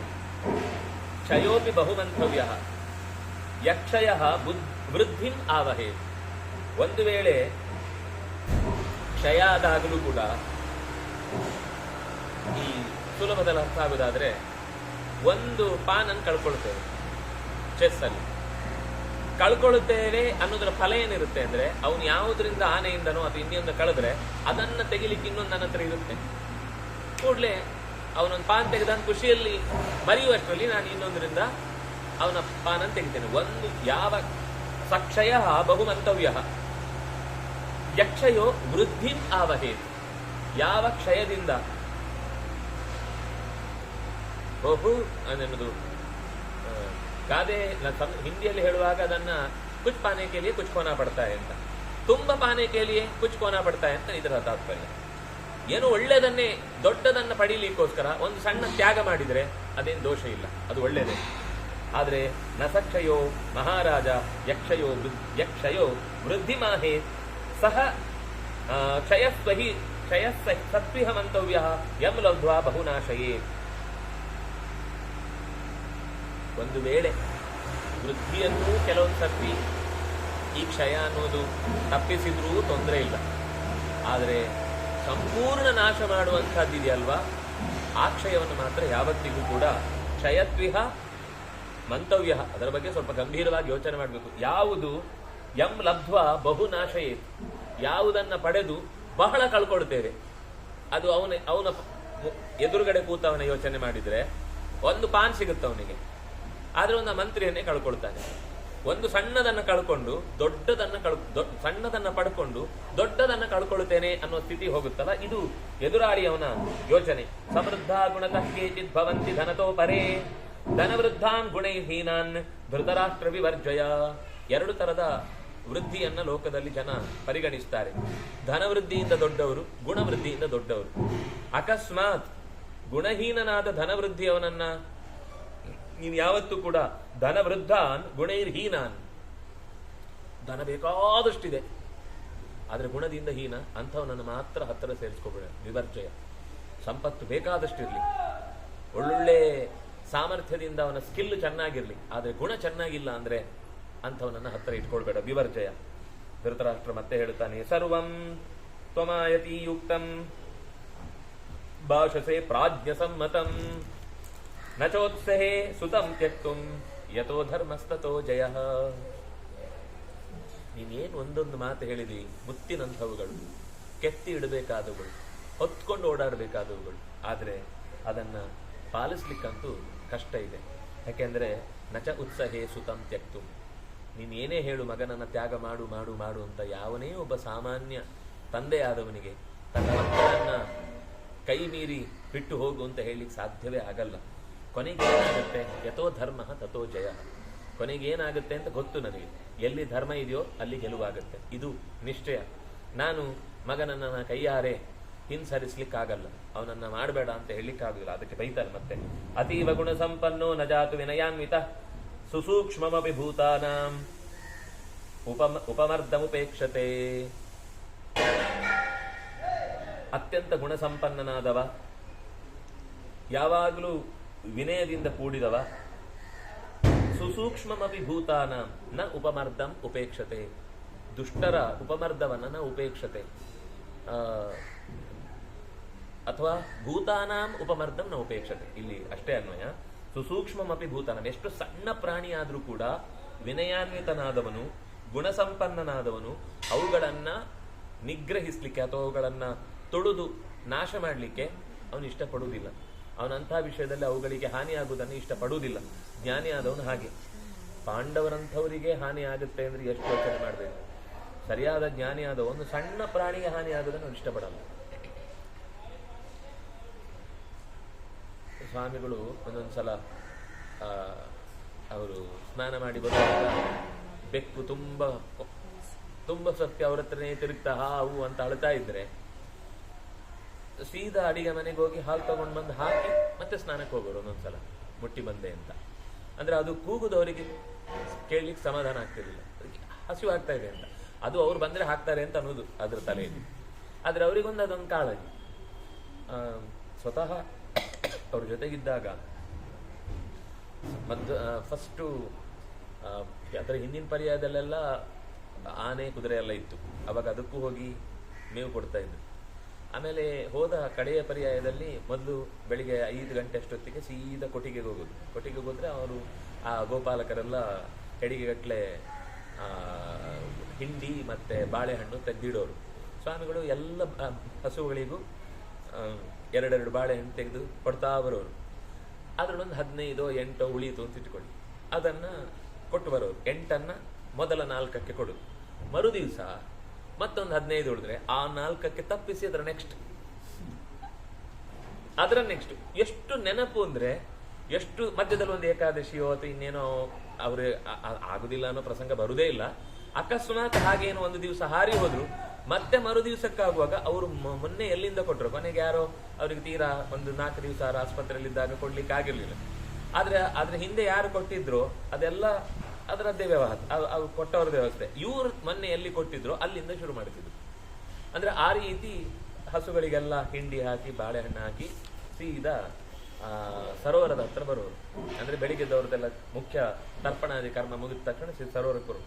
ಆಶ್ಚರ್ಯ ಅಂದ್ರೆ ಅವ್ರದೊಂದು ಟೊಪ್ಪಿ ಇರ್ತಿತ್ತಲ್ಲ, ಅದು ನೋಡಿದ ತಕ್ಷಣ 1000 ಪಾರಿವಾಳ ಜೊರ್ರ ಅಂತ ಬಂದು ಸರೋವರದ ಹತ್ರ ಲೆಫ್ಟ್ ಸೈಡ್ ಅಲ್ಲಿ ಒಂದು ಉದ್ದಕ್ಕೆ ಕಾರಿಡಾರ್ ತರ ಅವುಗಳನ್ನ ನಿಲ್ಲಿಕ್ ಜಾಗ, ಅಲ್ಲಿಗೆ ಬಂದ್ಬಿಡೋರು. ಬಂದ್ಬಿಟ್ರೆ ಸ್ವಾಮಿಗಳು ಗೋಧಿ ಹಿಡ್ಕೊಂಡು ಹತ್ತ ಅಷ್ಟಕ್ಕೂ ಹಾಕಿ ಬರೋರು.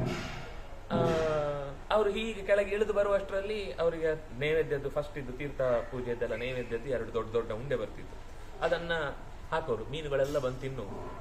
ಈ ಆಮೆ ಸ್ವಲ್ಪ ನಿಧಾನಕ್ಕೆ ಬರುವಷ್ಟರಲ್ಲಿ ಈ ಮೀನುಗಳೆಲ್ಲ ತಿಂದು ಖಾಲಿ ಮಾಡ್ತಿದ್ರು. ಅದಕ್ಕೆ ಮತ್ತೆ ಸೀದಾ ಸೈಡಿಗೆ ಒಂಚೂರು ಈ ಕಡೆ ಬಂದ್ರೆ ಅದು ಮೀನುಗಳೆಲ್ಲ ಪೂರ್ತಿ ಮೆಟ್ಲು ತನಕ ಬರಲ್ಲ, ಅವುಗಳ ಸ್ವಲ್ಪ ಹೆದರುತ್ತಲ್ಲ ದೂರದಲ್ಲಿ.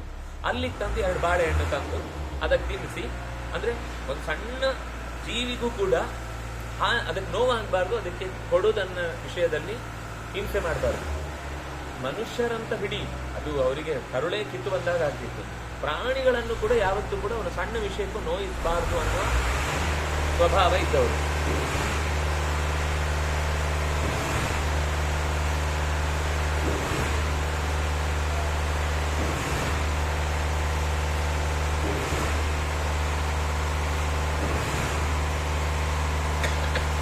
ಸೂಕ್ಷ್ಮಮಪಿ ಭೂತಾನಾಂ ಉಪಮರ್ದಂ ನ ಉಪೇಕ್ಷತೆ. ಅವುಗಳಿಗಾಗುವ ಉಪಮರ್ದ, ತೊಂದರೆ, ಹಿಂಸೆ, ಇದನ್ನು ಯಾವತ್ತೂ ಕೂಡ ನಾವು ಉಪೇಕ್ಷತೆ. ತಕ್ಷಣಕ್ಕೆ ಯಾರಾದರೂ ಅದನ್ನ ಮಾಡ್ತಾ ಇದ್ದಾರೆ ಅಂದ್ರೆ ಮಾಡ್ಲಿ ಬಿಡು ಅಂತ ಬಿಡಲ್ಲ. ತಕ್ಷಣದ ಪರಿಹಾರಕ್ಕೆ ತೋರಿಸ್ಬೇಕು. ಏನಾಗಿದೆ ಅದರ ಕ್ಲಿಯರೆನ್ಸ್, ಅಲ್ಲೇ ಅದಕ್ಕೆ ದೋಷ ಪರಿಹಾರಕ್ಕೆ ಏನಾದರೂ ದಾರಿ ತೋರಿಸ್ಬೇಕು ಅನ್ನೋದು ಅವರ ಸ್ವಭಾವ ಆಗಿರುತ್ತೆ. ಪಾಂಡವರಿಗೆ ಇಷ್ಟು ಹಾನಿ ಆಗುವಾಗ ಇನ್ನೆಷ್ಟು ಕಾಳಜಿ ವಹಿಸಿ ಮುತುವರ್ಜಿ ವಹಿಸಿ ಅವರಿಗೆ ನ್ಯಾಯ ಒದಗಿಸಬೇಕು ಅಂತ ಪ್ರಯತ್ನಿಸಬೇಕಿತ್ತು, ನನಗೆ ಮಾಡ್ತಿಲ್ಲ. ಕೇಳಿಸ್ತಿದ್ಯಾ? ಪರಾಪವಾದ ನಿರತಾಃ ಪರದುಃಖೋದಯೇಷು ಚ ಪರಸ್ಪರ ವಿರೋಧೇ ಚ ಯತಂತೆ ಸತತೋತ್ಥಿತಾಃ ಸದೋಷಂ ದರ್ಶನಂ ತೇಷಾಂ ಸಂವಾಸೋಸು ಮಹದ್ಭಯಂ ಅರ್ಥಾದಾನೇ ಮಹಾನ್ ದೋಷಃ ದಾನೇ ಚ ಮಹದ್ಭಯಂ ಯೇ ವೈ ಭೇದನಶೀಲಾಸ್ತು ಸಕಾಮಾ ನಿಸ್ತ್ರಪಾಕ್ಷಠಾಃ ಯೇ ಪಾಪಾ ಇತಿ ವಿಖ್ಯಾತಾಃ ಸಂವಾಸೇ ಪರಿಗರ್ಹಿತಾಃ. ಸಂವಾಸೆ. ಸಂವಾಸ ಅಂತಂದ್ರೆ ಅವರ ಜೊತೆಗಿನ ಸಹವಾಸ. ಸಂವಾಸೆ ಪರಿಗರ್ಹಿತ.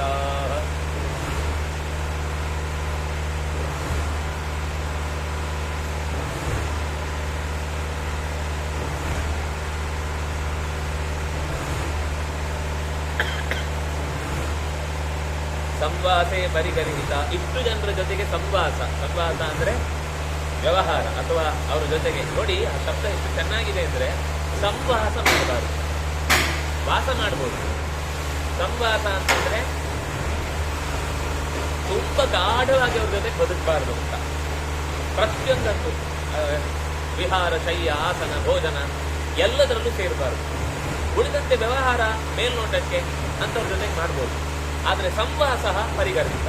ಅವರ ಜೊತೆಗೆ ತುಂಬಾ ಮಿಂಗಲಾಗುವುದುಂಟಲ್ಲ, ಅದು ಅಪಾಯಕಾರಿ. ಯಾರ ಜೊತೆಗೆ? ಪರಾಪವಾದ ನಿರತ. ಯಾವಾಗ್ಲೂ ಏನೇ ತಪ್ಪಾದ್ರೂ ಇನ್ನೊಬ್ಬರ ಮೇಲೆ ದೂರ ಹೇಳ್ತಾ ಇರೋದು. ತಾನು ತಪ್ಪು ಮಾಡಿರ್ತಾರೆ, ಆದ್ರೆ ಬೇರೆಯವ್ರ ಮೇಲೆ ಎತ್ತಾಗ್ತಾ ಇರ್ತಾರೆ. ಯಾಕಾಗ್ಲಿಲ್ಲ, ಅದು ಆ ವಿಭಾಗದವರು ಸುಮ್ಮನೆ ಕೇಸ್ ಹಾಕಿ ಕೂತಿದ್ದಾರೆ, ಆದ್ರಿಂದಾಗಿ ನಮ್ಗೆ ಅಲ್ಲಿಂದ ದುಡ್ಡು ಬಿಡುಗಡೆ ಆಗಿಲ್ಲ, ಆದ್ರಿಂದ ನಿಮ್ ಕೆಲಸ ಮಾಡ್ಲಿಕ್ಕೆ ಆಗ್ತಿಲ್ಲ ಅಂತ ಯಾವಾಗ್ಲೂ ಪರಾಪವಾದ ನಿರತ. ಇನ್ನೊಬ್ಬರ ಬಗ್ಗೆ ದೋಷವನ್ನೇ ಹೇಳ್ತಾ ತಿರುಗುವವರು. ಪರ ದುಃಖೋದಯೇ. ಇನ್ನೊಬ್ಬರಿಗೆ ದುಃಖ ಆಗುತ್ತೆ ಅಂದ್ರೆ ಖುಷಿ ಪಡುವವರು. ಪರ ದುಃಖೋದಯೇ ರಥ.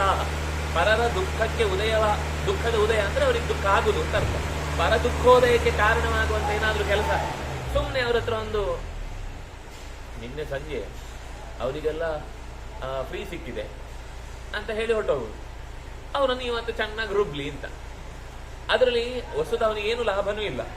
ಆದ್ರೆ ಹಾಗೆ ಹೇಳಿದ್ರೆ ಅವನ ಯಜಮಾನ ಏನ್ ಮಾಡ್ತಾನೆ ಅಂದ್ರೆ, ಸಂಜೆ ನಿನ್ನೆ ನಿಮ್ಗೆ ಫ್ರೀ ಇತ್ತಂತೆಲ್ಲ, ಇವತ್ತೆಲ್ಲ 2 ಗಂಟೆ ಜಾಸ್ತಿ ಮಾಡಿ. ನಿನ್ನೆ ಅವ್ರ ಪಾಪ ಏನೋ ಪ್ಲಾನ್ ಮಾಡ್ಕೊಂಡು ಮನೆಗೆ ಹೋಗ್ಬೇಕು ಅಂತ ಪ್ಲಾನ್ ಮಾಡಿದ್ರೆ, ಇವನು ಹೋಗುವಾಗ ಇವತ್ತು ಬೇಗ ಹೋಗ್ಬೇಕಲ್ಲ ಹೋಗಿ ಅಂತ ಹೇಳಿ ಖುಷಿ. ಅವ್ರು ಲೇಟ್ ಆದಾಗ ಅವ್ರ ಪೆಚ್ಚು ಮೊರೆ ನೋಡಿ ಖುಷಿ ಪಡುದು. ಪರ ದುಃಖೋದಯೇ ರಥ. ಇನ್ನೊಬ್ಬರ ದುಃಖಕ್ಕೆ ಕಾರಣವಾಗುವಂತ ಕೆಲಸಗಳನ್ನ ಮಾಡಿ ಅದನ್ನು ಸಂತೋಷ ಪಡಬಹುದು. ಪರಸ್ಪರ ವಿರೋಧೇಚ ಯತಂತೆ ಸತತೋತ್ಥಿತ. ಇಬ್ಬರ ನಡುವೆ ಏನಾದ್ರೂ ಒಂದು ಕೆಟ್ಟನ, ತಾನು ಫೀಲ್ಡ್ ಅಲ್ಲೇ ಇಲ್ಲ, ಆದ್ರೆ ಅವರಿಬ್ರು ಜಗಳ ಆಡುವುದನ್ನು ನೋಡ್ಕೊಂಡು ಖುಷಿ ಪಡುದು. ಪರಸ್ಪರ ವಿರೋಧೆ ಯತಂತೆ. ಇನ್ನೊಬ್ಬರ ಒಟ್ಟಿಗಿದ್ದಾರೆ ಅಂದ್ರೆ ಅವರಿಬ್ರು ಕಂಡ್ರಾಗಲ್ಲ. ಇಬ್ರು ಒಟ್ಟಿಗೆ ಮಾತಾಡಿಕೊಂಡು ಆರಾಮಿದ್ದಾರೆ ಅಂದ್ರೆ ಅವ್ರ ಮಧ್ಯದಲ್ಲಿ ಏನಾದ್ರೂ ಒಂದು ಭೇದವನ್ನು ತಂದಿಟ್ಟು ತಾವು ಮಾತ್ರ ಎತ್ತರದಲ್ಲಿರ್ಬೇಕು ಅಂತ ಬಯಸುವವರು. ಸತತೋತ್ಥಿತ. ನಿರಂತರ ಆ ಪ್ರಯತ್ನವನ್ನು ಮಾಡುವವರು. ಸದೋಷಂ ದರ್ಶನಂ ಯೇಷಾಂ ಸಂವಾಸೇತು ಮಹದ್ಭಯಂ.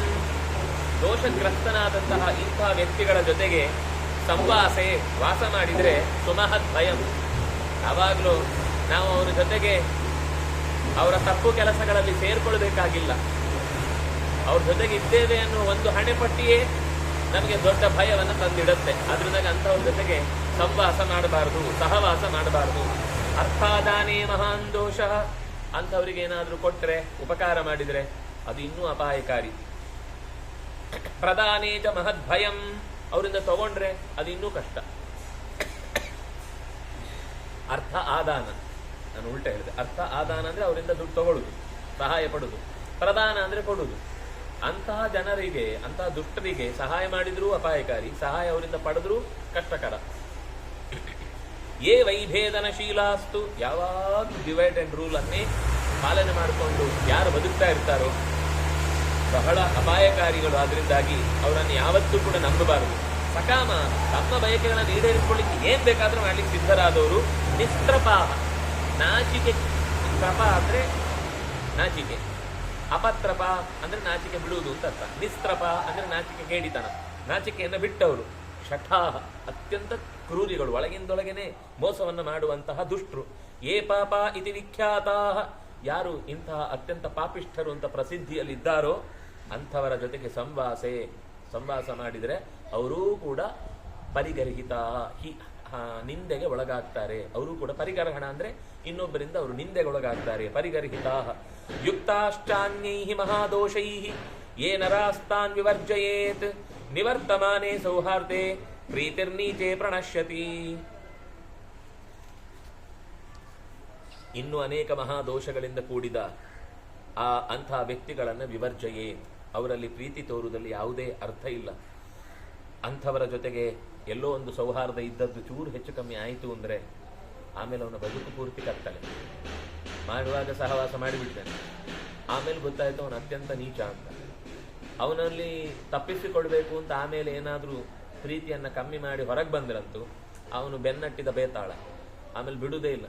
ಅದು ಈ ಸಾಮಾನ್ಯ ಮಾಫಿಯಾದ ವಲಯದಲ್ಲೆಲ್ಲ ಒಂದು ಸರ್ತಿ ಅದರೊಳಗೆ ಪ್ರವೇಶ ಆಯಿತು ಅಂದರೆ ಮತ್ತೆ ಹೊರ ಬರ್ಲಿಕ್ಕೆ ಆಗುದಿಲ್ಲ. ಅವರು ನಮ್ಮ ಹತ್ರ ಹತ್ತಾರು ತಪ್ಪುಗಳನ್ನು ನೂರಾರು ರೀತಿಯಲ್ಲಿ ಮಾಡಿಸ್ಲಿಕ್ಕೆ ಪ್ರಯತ್ನ ಮಾಡ್ತಾನೆ ಇರ್ತಾರೆ. ಮಾಡಿಸಿ ಸಿಕ್ಕಿಸಿ ಬಿಡಿಸಿ ಅದೇ ತಪ್ಪನ್ನು ಎತ್ತಿ ತೋರಿಸಿ ಹೆದರಿಸಿ ಮತ್ತೆ ಆ ತಪ್ಪುಗಳಿಗೆ ನಮ್ಮನ್ನ ಒಳಗಾಗುವಂತೆ ಮಾಡ್ತಾ ಇರ್ತಾರೆ ಅನ್ನುವುದು ಹೇಗೋ ಹಾಗೆ ಲೋಕದ ವ್ಯವಸ್ಥೆಯಲ್ಲೂ ಹಾಗೆ ಅನ್ಯಾಯ ಮಾಡುವಂತಹದ್ದು ಅವರಲ್ಲಿ ಇದ್ದದ್ದೇ. ಪ್ರೀತಿ ನೀಚೆ ಪ್ರಣಶ್ಯತಿ, ನೀಚನಲ್ಲಿ ಮಾಡಿದ ಪ್ರೀತಿ ಅದು ನಮ್ಮದೇ ಪ್ರಾಣ ಸಂಚಕಾರ, ನಮ್ಮದೇ ಪ್ರಾಣಕ್ಕೆ ಕುತ್ತು ತರುತ್ತೆ. ಯಾಚೈವ ಫಲ ನಿವೃತ್ತಿ, ಆ ಪ್ರೀತಿ ನಮಗೆ ಸಿಗುವ ಫಲವನ್ನು ನಾಶ ಮಾಡುತ್ತೆ. ಯಾಚೈವ ಫಲ ನಿರ್ವೃತ್ತಿ, ಫಲ ನಮಗೇನಾದ್ರೂ ಸಿಗುದಿದ್ರೆ ಸರಿ ಫಲ ಬರುವ ಹೊತ್ತಿಗೆ ಕೈ ಜಾರಿ ಹೋಗುತ್ತೆ, ಸಂಪತ್ತು ಅಥವಾ ಫಲವೇ ನಾಶವಾಗಿ ಬಿಡುತ್ತೆ. ಸೌಹಾರ್ದೇ ಚೈವ ಯತ್ ಸುಖಂ, ಆ ಸೌಹಾರ್ದದ ಸಂತೋಷವೂ ಕೂಡ ನಮಗೆ ಕಳೆದು ಹೋಗುತ್ತೆ. ಯತತೆ ಚಾಪವಾದಾಯ ಯತ್ನ ಮಾರಭತೆ ಕ್ಷಯೇ, ಆಮೇಲಂತೂ ಅವನ ಗುರಿ ಏನು ಅಂದ್ರೆ ನಮ್ಮ ಕ್ಷಯ. ಅವನು ಒಂದೇ ಯೋಚನೆ, ನನಗೆ ಇಷ್ಟು ಜೊತೆಗಿದ್ದು ಹೀಗೆ ಮಾಡಿದವನು, ಉಪಕಾರ ಮಾಡಿದ ಯಾವುದು ನೆನಪರಲ್ಲ. ಒಂದು ಕಾಲದಲ್ಲಿ ನನ್ನ ದೋಷವನ್ನ ಎತ್ತಿ ತೋರಿಸಿ ಹೊರಗೆ ನಡೆದವನು, ಅದೊಂದೇ ಅವನಿಗೆ ದೊಡ್ಡ ದೋಷವಾಗಿ ಕಂಡು ಅವನ ಕ್ಷಯದಕ್ಕೇನೆ ಪ್ರಯತ್ನ ಮಾಡ್ತಾ ಇರ್ತಾನೆ, ಅಪವಾದವನ್ನ ಒಡ್ಡುಲಿಕ್ಕೆ ಪ್ರಯತ್ನ ಮಾಡ್ತಾ ಇರ್ತಾನೆ. ಅಲ್ಪೇ ತಪಕೃತೆ ಮೋಹಾತ್ ನ ಶಾಂತಿ ಮಧಿಗಚ್ಚತಿ, ಅಲ್ಪನ ಜೊತೆಗೆ ವಿರೋಧವನ್ನ ಕಟ್ಟಿಕೊಂಡ ಮೇಲೆ ನೆಮ್ಮದಿಯನ್ನ ನಾವು ಹುಡುಕ್ಲಿಕ್ಕೆ ಸಾಧ್ಯ ಇಲ್ಲ. ಅಲ್ಪೇ ಅಪಕೃತೆ, ಅಲ್ಪನಲ್ಲಿ ನಾವು ಅಪಕೃತೆ ಅಂತಂದ್ರೆ ಏನಾದ್ರೂ ತಪ್ಪಿ ಅಪಕಾರ ಕೆಟ್ಟ ಕೆಲಸ ಮಾಡಿ ಬಿಡ್ತೇವೆ. ಅವನೇನು ನನ್ನನ್ನು ಹಾನಿ ಮಾಡುವುದು ಅಂತ ಇವನು ವಾಪಸ್ ಅವ್ರ ಮೇಲೆ ಏನೋ ಅವನು ಮಾಡಿದಂತೆ ಅದು ಕಚ್ಚತ್ತೆ ಅಂತ ವಾಪಸ್ ಅದು ಕಚ್ಚಲಿಕ್ಕಾಗತ್ತಾ? ನಾಯಿ ಕಚ್ಚಿತು, ಅದಕ್ಕೆ ಹೋಗಿ ನಾನು ಕಚ್ತೇನೆ, ಅಸಂಬದ್ಧ. ಹಾಗೆ ಇವನೇನು ಅವನು ತೊಂದರೆ ಮಾಡದ ಅಂತ ಇವನು ವಾಪಸ್ ಅದಕ್ಕೆ ತೊಂದರೆ ಮಾಡ್ಲಿಕ್ಕೆ ಹೋಗ್ತಾನೆ. ಆ ಪ್ರಾಣಿಯಂತೆ ವರ್ತಿಸ್ತಾನೆ. ಆದರೆ ಅದಕ್ಕೆ ಕಚ್ಚುವುದೇ ಸ್ವಭಾವ, ಅದು ಮತ್ತೆ ಕಚ್ಚುತ್ತೆ. ಇವನು ವಾಪಸ್ ಕಚ್ಚಲಿಕ್ಕಾಗುತ್ತೆ, ಅದನ್ನ ಹಿಡ್ಕೊಂಡು ಬಾಲ ಹುಡ್ಕೋದೇ ಇಲ್ಲ. ಬಾಲ ಬರುವ ತನಕ ಕಾಯ್ಬೇಕು ಮುಂದಿನ ಜನ್ಮದಲ್ಲಿ. ನ ಶಾಂತಿ ಮಧಿಗಚ್ಚತೆ, ಅವನು ಮುಂದೆ ಶಾಂತಿಯನ್ನು ಹೊಂದುವುದಿಲ್ಲ. ತಾದೃಶೈ ಸಂಗತಂ ನೀಚೈ ನೃಶಂಸೈ ಅಕೃತಾತ್ಮಭಿ ನಿಶಾಮ್ಯ ನಿಪುಣಂ ಬುದ್ಧ್ಯ ವಿದ್ವಾನ್ ದೂರಾದ್ ವಿವರ್ಜಯೇತ್. ತಾದೃಶೈ ಸಂಗತಂ, ಅಂತಹ ಮಂದಿಯ ಜೊತೆಗೆ ನಮಗೆ ಸಂಬಂಧ ಬೆಳೆಯಿತು. ನೃಶಂಸರು, ನೃಶಂಸ ಅಂದ್ರೆ ಕ್ರೂರಿಗಳು, ನೀಚರು, ಅಕೃತಾತ್ಮಭಿಹಿ, ಪಡೆದ ಉಪಕಾರವನ್ನು ಯಾವತ್ತೂ ನೆನೆಯದ ಮಂದಿ, ಅಕೃತಾತ್ಮಭಿಹಿ, ಅಥವಾ ಒಳ್ಳೆಯ ಕೆಲಸ ಯಾವತ್ತೂ ಮಾಡದವರು. ಅವರ ಜೊತೆಗೆ ನಿಪುಣಂ ಬುದ್ಧಿಯ ನಿಶಾಮ್ಯ ಅಂದ್ರೆ ಕಂಡು, ಬುದ್ಧಿಯಿಂದ ದೂರ ದೃಷ್ಟಿಯಿಂದ ಅವರ ಈ ಲೋಪದೋಷಗಳನ್ನೆಲ್ಲ ಕಂಡು ವಿದ್ವಾನ್ ಬಹು ದೂರಂ ವಿವರ್ಜೆ, ದೂರದಲ್ಲೇ ಅವರಿಗೊಂದು ದೊಡ್ಡ ನಮಸ್ಕಾರ ಹಾಕ್ಬೇಕು. ದುರ್ಜನಂ ಪ್ರಥಮಂ ಒಂದೇ ಅಂತ ದೊಡ್ಡ ನಮಸ್ಕಾರ ಅಂತ ಹೇಳ್ತೀವಲ್ಲ, ಹಾಗೆ ದೂರದಲ್ಲೇ ಒಂದು ದೊಡ್ಡ ನಮಸ್ಕಾರ ಹಾಕಿ ಹಿಂದೆ ಸರಿದು ಬಿಡಬೇಕು. ವಿದ್ವಾನ್ ದೂರಾದ್ ವಿವರ್ಜೆ, ಎಷ್ಟು ಸಾಧ್ಯವೋ ಅವರಿಂದ ದೂರ ಇರಬೇಕು. ನಾನು ಬುದ್ಧಿವಂತಿಕೆ ಇದೆ ಅವರನ್ನು ಎದುರಿಸ್ತೇನೆ ಅಂತಂದ್ರೆ ನಾವು ಹೇಗೆ ಕೆಲವು ನಿಯಮಗಳನ್ನು ಪಾಲನೆ ಮಾಡಬೇಕು ಅಂತ ಅನ್ಕೊಂಡಿರ್ತೇವೋ ಅವರಿಗೆ ಆ ನಿಯಮಗಳು ಯಾವುದೂ ಇರಲ್ಲ. ಅವರಿಗೆ ಸೋಲಿಸುವುದು ಒಂದೇ ದಾರಿ, ಯಾವ ದಾರಿ ಆದರೂ ಸರಿ, ಅಡ್ಡದಾರಿ, ನೇರ ದಾರಿ, ಉದ್ದ ದಾರಿ, ಹೆದ್ದಾರಿ ಯಾವುದೂ ಇಲ್ಲ, ಸೋಲಿಸುವುದು ದಾರಿ ಅಷ್ಟೇ. ಅದಕ್ಕೆ ಏನ್ ಬೇಕಾದ್ರೂ ಮಾಡ್ಲಿಕ್ಕೆ ತಯಾರಿರ್ತಾರೆ. ಅದಕ್ಕೆ ಅಂಥವರ ಜೊತೆಗೆ ಟಕ್ಕರ್ ಕೊಡ್ಲಿಕ್ಕೆ ಹೋಗಿ ನಾವೇ ಮುಖ ಹಾನಿ ಮಾಡಿಕೊಳ್ಳುವುದರಲ್ಲಿ ಏನು ಅರ್ಥ ಇಲ್ಲ. ಸಪುತ್ರ ಪಶುಭಿರ್ವೃದ್ಧಿಂ ಯೋಜ್ಞಾತಿ ಮನಿಗೃಹ್ಣಾತಿ ದರಿದ್ರಂ ದೀನಮಾತುರಂ ಸಪುತ್ರ ಪಶುಭಿರ್ವೃದ್ಧಿಂ ಶ್ರೇಯಶ್ಚಾನಂತ್ಯಮಶ್ನುತೆ. ಲೋಕದಲ್ಲಿ ಒಂದು ಸಾಮಾನ್ಯ ನಿಯಮ ಏನು ಅಂದ್ರೆ, ಯಾರು ತನ್ನ ಬಂಧುಗಳು ಅವರಿಗೆ ಸಹಾಯಕ್ಕೆ ಕಾಲಕ್ಕೆ ಸರಿಯಾಗಿ ಒದಗುವಂಥದ್ದು, ಯಾರೋ ತುಂಬ ದರಿದ್ರ ಇದ್ದಾನೆ, ದಾರಿದ್ರ್ಯ ಅನುಭವಿಸ್ತಾ ಇದ್ದಾನೆ, ಅವನಿಗೆ ಸಹಾಯ. ದೀನಂ, ಯಾರೋ ಕಷ್ಟದಲ್ಲಿದ್ದಾನೆ ಅವನಿಗೆ ಸಹಾಯ. ಆತುರಂ, ರೋಗಿಷ್ಠನಾಗಿದ್ದಾನೆ, ರೋಗ ಪರಿಹಾರಕ್ಕೆ ಒಂದಿಷ್ಟು ಸಂಪತ್ತು. ಇದನ್ನ ಯಾರು ಕಾಲಕ್ಕೆ ಸರಿಯಾಗಿ ಒದಗಿಸ್ತಾನೋ ಅವನು ಮನೆ ತುಂಬ ಸಂಪತ್ತಿನಿಂದ ಸಮೃದ್ಧಿಯಿಂದ, ಪಶು ಅಂತನ್ನುವುದು ಆ ಕಾಲದಲ್ಲಿ ಅವನ ಸಮೃದ್ಧಿಯ ಸಂಕೇತ. ಹಾಗಾಗಿ ಒಳ್ಳೆಯ ಸಂತತಿ ಜೊತೆಗೆ ಪಶು, ಕೊಟ್ಟಿಗೆ ತುಂಬ ಒಳ್ಳೆಯ ಹಸು ಕರುಗಳಿಂದ ಕೂಡಿದಂತಹ ಮನೆತನದವನಾಗಿ ನೆಮ್ಮದಿ ಅವನನ್ನ ತುಂಬಿಕೊಳ್ಳುತ್ತೆ. ಶ್ರೇಯಶ್ಚ ಅತ್ಯಂತಂ ಅಶ್ನುತೆ, ಅತ್ಯಂತಂ ಶ್ರೇಯ ಅಶ್ನುತೆ. ಎರಡಿದೆ. ತತ್ಕಾಲದ ಫಲವನ್ನು ಬಯಸಿ ಮಾಡಿದರೆ ಪ್ರೇಯಸ್ಸು, ಆತ್ಯಂತಿಕವಾದ ಪರಮಾತ್ಮನ ಪ್ರೀತಿಯನ್ನು ಬಯಸಿ ಮಾಡಿದರೆ ಶ್ರೇಯಸ್ಸು. ಶ್ರೇಯ ಪ್ರೇಯ ಅಂತ ಎರಡಿದೆ. ಶ್ರೇಯ ಅಂದ್ರೆ ಮುಗಿಯದ್ದು, ಆ ಪುಣ್ಯ ಮುಗಿಯುವುದಿಲ್ಲ. ಪ್ರೇಯ ಅಂದ್ರೆ ಅದಕ್ಕೆ ಕ್ರೆಡಿಟ್ ಕಾರ್ಡ್ ಇದೆ, ಅದು ಗೀಚಿದಾಗ ಒಂದು 10 ಸಲ ಬರುತ್ತೆ. ಆಮೇಲೆ ಗೀಚಿ ಗೆರೆ ಆದ್ರೆ ಆಮೇಲೆ ಕಾರ್ಡ್ ಒಂದು ಚೇಂಜ್ ಆಗಬೇಕು, ಒಂದು ಡೆಪಾಸಿಟ್ ಇಲ್ಲ ಅಂತ ವಾಪಸ್ ಕಳಿಸ್ಬೇಕು ಅಂತ ಪರಿಸ್ಥಿತಿ ಬರುತ್ತೆ. ಅದು ಪ್ರೇಯಸ್ಸು. ಈಗ ಈ ವ್ಯಕ್ತಿ ಇದು ಲೋಕದ ಸಾಮಾನ್ಯ ನಿಯಮ. ಜ್ಞಾತಯೋ ವರ್ಧನೀಯಾಸ್ತೈ ಇಚ್ಛಂತ್ ಯೋ ಯ ಇಚ್ಛಂತ್ಯಾತ್ಮನ ಸುಖಂ ಆತ್ಮನ ಶುಭಂ ಕುಲವೃದ್ಧಿಂಚ ರಾಜೇಂದ್ರ ತಸ್ಮಾತ್ ಸಾಧು ಸಮಾಚಾರ. ಸಂಬಂಧಿಗಳು ಅಂತ ಯಾವುದೋ ಒಂದು ರೀತಿಯಿಂದ ಅವರ ಸಹಾಯ ಆಗಿತ್ತೋ ಅಥವಾ ಇವನು ಅವರಿಗೆ ಬಂಧು ಅಂತನೋ ಯಾವುದೋ ಒಂದು ರೀತಿಯಿಂದ ಸಂಬಂಧಿ ಆದಾಗ ಅವರಿಗೆ ಸಹಾಯ ಮಾಡಿದರೆ ವರ್ಧನೀಯ, ಅವರು ವೃದ್ಧಿಗೆ ಪಾತ್ರರಾಗಬೇಕಾದ್ರೆ, ಇವನಿಂದ ವೃದ್ಧಿಗೆ ಏನಾದರೂ ಅವಕಾಶ ಇದ್ದರೆ ಅದನ್ನು ಮಾಡಬೇಕು. ಯಾರು ಆತ್ಮನ ಶುಭಂ, ಆತ್ಮಕ್ಕೆ ತನ್ನ ವೈಯಕ್ತಿಕವಾದ ಸೌಖ್ಯವನ್ನು ಇನ್ನಷ್ಟು ಹೆಚ್ಚಿಸಿಕೊಳ್ಬೇಕು ಅನ್ನೋ ಬಯಕೆ ಇದ್ದವ ತನ್ನ ಸುತ್ತಲಿನ ಮಂದಿಗೆ ಮೊದಲು ಕೈ ತುಂಬ ಸಹಾಯ ಮಾಡಬೇಕು. ಅವನು ಹಾಗೆ ಮಾಡಿದರೆ ಯಾವಾಗಲೂ ಒಂದು ವಿಷಯ ನೆನಪಿರಬೇಕು, ಲೋಕಲ್ ಸಪೋರ್ಟ್ ಇಲ್ಲದೆ ಯಾವುದೇ ಒಂದು ವ್ಯವಸ್ಥೆ ಎತ್ತರಕ್ಕೆ ಬರ್ಲಿಕ್ಕೆ ಸಾಧ್ಯ ಇಲ್ಲ. ಇದು ಸಾಮಾನ್ಯ ನಿಯಮ. ದುಷ್ಟ ಇದ್ರೆ ಅದು ಮುಂದೆ ಹೇಳ್ತಾನೆ. ಅಂಥದ್ರಲ್ಲೇ ಒಬ್ಬ ಅವ್ಯವಸ್ಥೆ ಸೇರಿಕೊಂಡ ಹತ್ತಿರದವನು ಬಂದು ಅಂತ ಹಾಕೊಂಡ್ರೆ ಅವನೇ ಮುಳುಗಿಸ್ತಾನೆ. ಆದರೆ ಸಹಜವಾದ ಒಂದು ಲೋಕಲ್ ಸಾಮಾನ್ಯ ನಿಯಮ, ನಮಗೆ ಅವರಿಂದ ಏನು ವೈರವೂ ಇಲ್ಲ, ಬಂಧುತ್ವವೂ ಇಲ್ಲ, ಆದರೆ ಹತ್ತಿರದವರು. ಇಷ್ಟೇ ಕಾರಣಕ್ಕೆ ಅವರನ್ನು ನಾವು ಹತ್ತಿರದಲ್ಲಿ ಇಟ್ಟುಕೊಂಡಿದ್ದೇವೆ ಅನ್ನೋ ಕಾರಣ ಏನು ಅಂದ್ರೆ ಅವರಿಗೆ ಸಹಾಯ ಆಗುತ್ತೆ ಅನ್ನೋದು, ಅವರಿಂದ ನಮಗೂ ಸಹಾಯ ಆಗುತ್ತೆ ಅನ್ನೋದು ಯೋಚನೆ ಮಾಡಿ ಅವರಿಗೆ ಅನುಕೂಲ ಮಾಡಿಕೊಟ್ರೆ ಆಗ ಫೌಂಡೇಶನ್ ಗಟ್ಟಿ ಆಗುತ್ತೆ. ಎಷ್ಟೋ ಸರ್ತಿ ಕೆಲವು ಹೀಗೂ ಒಂದು ಪರಿಸ್ಥಿತಿ ಇರುತ್ತೆ, ಕೆಲವು ಅವರಿಗೆ ಇಲ್ಲಿದ್ದು ಹೇಳಿದ್ರೆ ಅದಕ್ಕೆ ಬೆಲೆ ಬರುವುದಿಲ್ಲ, ಅದು ಅಲ್ಲಿದ್ದೆಲ್ಲಿದ್ದು ಅಂತ ಹೇಳಿ ತಂದು ಕೊಟ್ಟರೆ ಬಹಳ ಬೇಗ ಇಷ್ಟಪಡ್ತಾರೆ. ಅಲ್ಲಿ ಅಮೆರಿಕದಿಂದ ಬಂತು ಅಂತ ತಂದು ತಗೊಳ್ತಾರೆ. ತಗೊಂಡ್ರೆ ಆಮೇಲೆ ನೋಡಿದ್ರೆ ಅದು ಮೇಡ್ ಇನ್ ಇಂಡಿಯಾ ಅಂತ ಇರುತ್ತೆ, ತಗೊಂಡದ್ದು ಅಮೆರಿಕದಲ್ಲಿ, ಆದ್ರೆ ಅದು ಉತ್ಪಾದನೆ ಆದದ್ದು ಇಲ್ಲೇ. ಅಯ್ಯೋ, ಇಂಡಿಯಾದಲ್ಲಿ ಇಷ್ಟೆಲ್ಲ ಚೆನ್ನಾಗಿರೋದಾಗುತ್ತೆ. ನಾನು ಬಾಯಾರೆ ಕೇಳಿದ್ದು, ಯಾವುದೋ ಒಂದು ವಾಚ್ ಪ್ರಾಡಕ್ಟ್ ಏನೋ ಒಂದು ಎಲ್ಲಿಂದನೋ ಅಲ್ಲಿಂದ ತರಿಸಿ ಅಯ್ಯೋ ಅದು ಭಾರಿ ಫೇಮಸ್ ಅಲ್ಲಿ ಅಂತ ತರಿಸಿ ತೆಗೆದು ನೋಡಿದ್ರೆ ಕೆಳಗಡೆ ಮೇಡ್ ಇನ್ ಇಂಡಿಯಾ. ಇಷ್ಟು ಚೆನ್ನಾಗಿರೋದು ಇಲ್ಲ ಆಗುತ್ತೆ ನೋಡು, ಅಲ್ಲಿ ಮಾರ್ತಾರೆ ಹೀಗೆ ಅಂತ. ಆಮೇಲೆ ಇದ್ರ ಬಗ್ಗೆ ಭಾರಿ ಅಭಿಮಾನ ಬಂತು. ಅಂದ್ರೆ ಕೆಲವೊಂದ್ಸಲ ಸ್ವಲ್ಪ ಹೊರಗೆ ಹೋಗಿ ಇಲ್ಲಿ ಬಂದ ಮೇಲೆ ಅದು ದೊಡ್ಡದು ಅಂತ ಅನ್ನೋ ಸ್ವಭಾವ ಇರುತ್ತೆ. ಆದ್ರೆ ಸಾಮಾನ್ಯ ಬುದ್ಧಿವಂತನಾದವನು ಏನು ಯೋಚನೆ ಮಾಡ್ತಾನೆ ಅಂದ್ರೆ ಲೋಕಲ್ ಪ್ರಾಡಕ್ಟ್ ಅನ್ನ ಯಾವತ್ತೂ ಕೂಡ ಅತ್ಯಂತ ಹೆಚ್ಚು ಅದಕ್ಕೆ ಸಪೋರ್ಟ್ ಮಾಡ್ತಾ ಹೋದಾಗ ಅದು ಯಾಕೆಂದ್ರೆ ಉತ್ಪತ್ತಿ ಆಗುವ ಜಾಗ ನಮ್ಮ ಹತ್ರ ಇದ್ರೆ ಬೇಕಾದಷ್ಟು ಅದನ್ನ ಬಳಸ್ಕೊಳ್ಬಹುದು. ಅದೆಲ್ಲೋ ಬಳಕೆ ಆಗುದು, ಉತ್ಪತ್ತಿ ಆಗುದು. ನಾವು ಅದನ್ನು ತರಿಸ್ಬೇಕು ಅಂದ್ರೆ ಮಧ್ಯದವರು 3 ದೇಶದವ್ರು ನಮ್ಮನ್ನ ಆಯ್ತಪ್ಪ ಉಜೂರು ಅಂತ ಅವನನ್ನ ನಾವು ಯಾವಾಗ್ಲೂ ಬಗ್ಗು ಬಡದು ಹೇಳ್ತಾ ಇರ್ಬೇಕು. ನೀವು ಇದ್ರೆ ಮಾತ್ರ ನಮ್ಗೆ ವ್ಯಾಪಾರ ಆಗುತ್ತೆ ಅಂತ ಹೇಳ್ತಾ ಇರ್ಬೇಕು. ಅದೇ ನಮ್ಮಲ್ಲೇ ಆದ್ರೆ ಅವನನ್ನು ಏನು ಕೇಳಬೇಕಾದ ಅಗತ್ಯ ಇಲ್ಲ. ಎಷ್ಟು ವಿಕೇಂದ್ರೀಕರಣ ಆಗಿ ಪ್ರತಿಯೊಂದು ವಸ್ತು ಅಲ್ಲಲ್ಲಿದ್ದು ಮೊದಲು ಅಲ್ಲಿಗೆ ಸಿಗುವಾಗ ಆಗುತ್ತೋ ಆವಾಗ ಆ ಪರಿಸ್ಥಿತಿ, ಆ ವ್ಯವಸ್ಥೆ, ಆ ಸಂಸ್ಥೆ, ಆ ರಾಜ್ಯ ಅಥವಾ ಆ ಅಧಿಕಾರ ಅಥವಾ ಆ ಸರ್ಕಾರ ಎಲ್ಲವೂ ಕೂಡ ಸುಸ್ಥಿರವಾಗಿರ್ಲಿಕ್ಕೆ ಸಾಧ್ಯ ಆಗುತ್ತೆ. ಇದು ನಿನ್ನ ಸುತ್ತ ಇರುವ ಜ್ಞಾತಿಗಳನ್ನ ಮೊದಲು ಪ್ರೀತಿಸು. ಅಂದ್ರೆ ಪಾಂಡವರನ್ನ ಮೊದಲು ನೀನು ಹತ್ರ ಇಟ್ಕೋ. ನಿನಗೆ ಶತ್ರುಗಳಾಗಿ ಬೇರೆ 3ನೇವರು ಬರುವ ಮೊದಲು ಇವರನ್ನ ನೀನು ಹತ್ರ ಇಟ್ಕೊಂಡ್ರೆ ಫಸ್ಟ್ ಸಪೋರ್ಟ್ ಇವ್ರದೇ ನಿಮ್ಗೆ ಸಿಕ್ಕಿತು ಅಂತಂದ್ರೆ 3ನೇವ್ರು ಯಾರು ಕೂಡ ನೀನು ಎಷ್ಟೇ ಪ್ರಯತ್ನ ಮಾಡಿದ್ರು ಕೂಡ ಬಗ್ಗಿಸ್ಲಿಕ್ಕಾಗಲ್ಲ, ನಿನ್ನನ್ನು ನಾಶಗೊಳಿಸ್ಲಿಕ್ಕಾಗಲ್ಲ. ಕುಲವೃದ್ಧಿಂಚನ ರಾಜೇಂದ್ರ ತಸ್ಮಾತ್ ಸಾಧು ಸಮಾಚಾರ. ನಿನ್ನ ಕುಲವನ್ನ ಅಭಿವೃದ್ಧಿಗೊಳಿಸಬೇಕು ಅಂತ ಅನ್ನೋದು ಯೋಚನೆ ಇದ್ರೆ ಈಗ ಸರಿಯಾದ ನಿರ್ಧಾರವನ್ನು ತೆಗೆದುಕೋ. ಶ್ರೇಯಸ ಯೋಕ್ಷ್ಯತೆ, ನೀನು ಉತ್ತಮವಾದ, ಶಾಶ್ವತವಾದ, ಸಂತುಷ್ಟಕರವಾದಂತಹ ಬದುಕನ್ನು ನಡೆಸಲಿಕ್ಕೆ ಸಾಧ್ಯವಾಗುತ್ತೆ.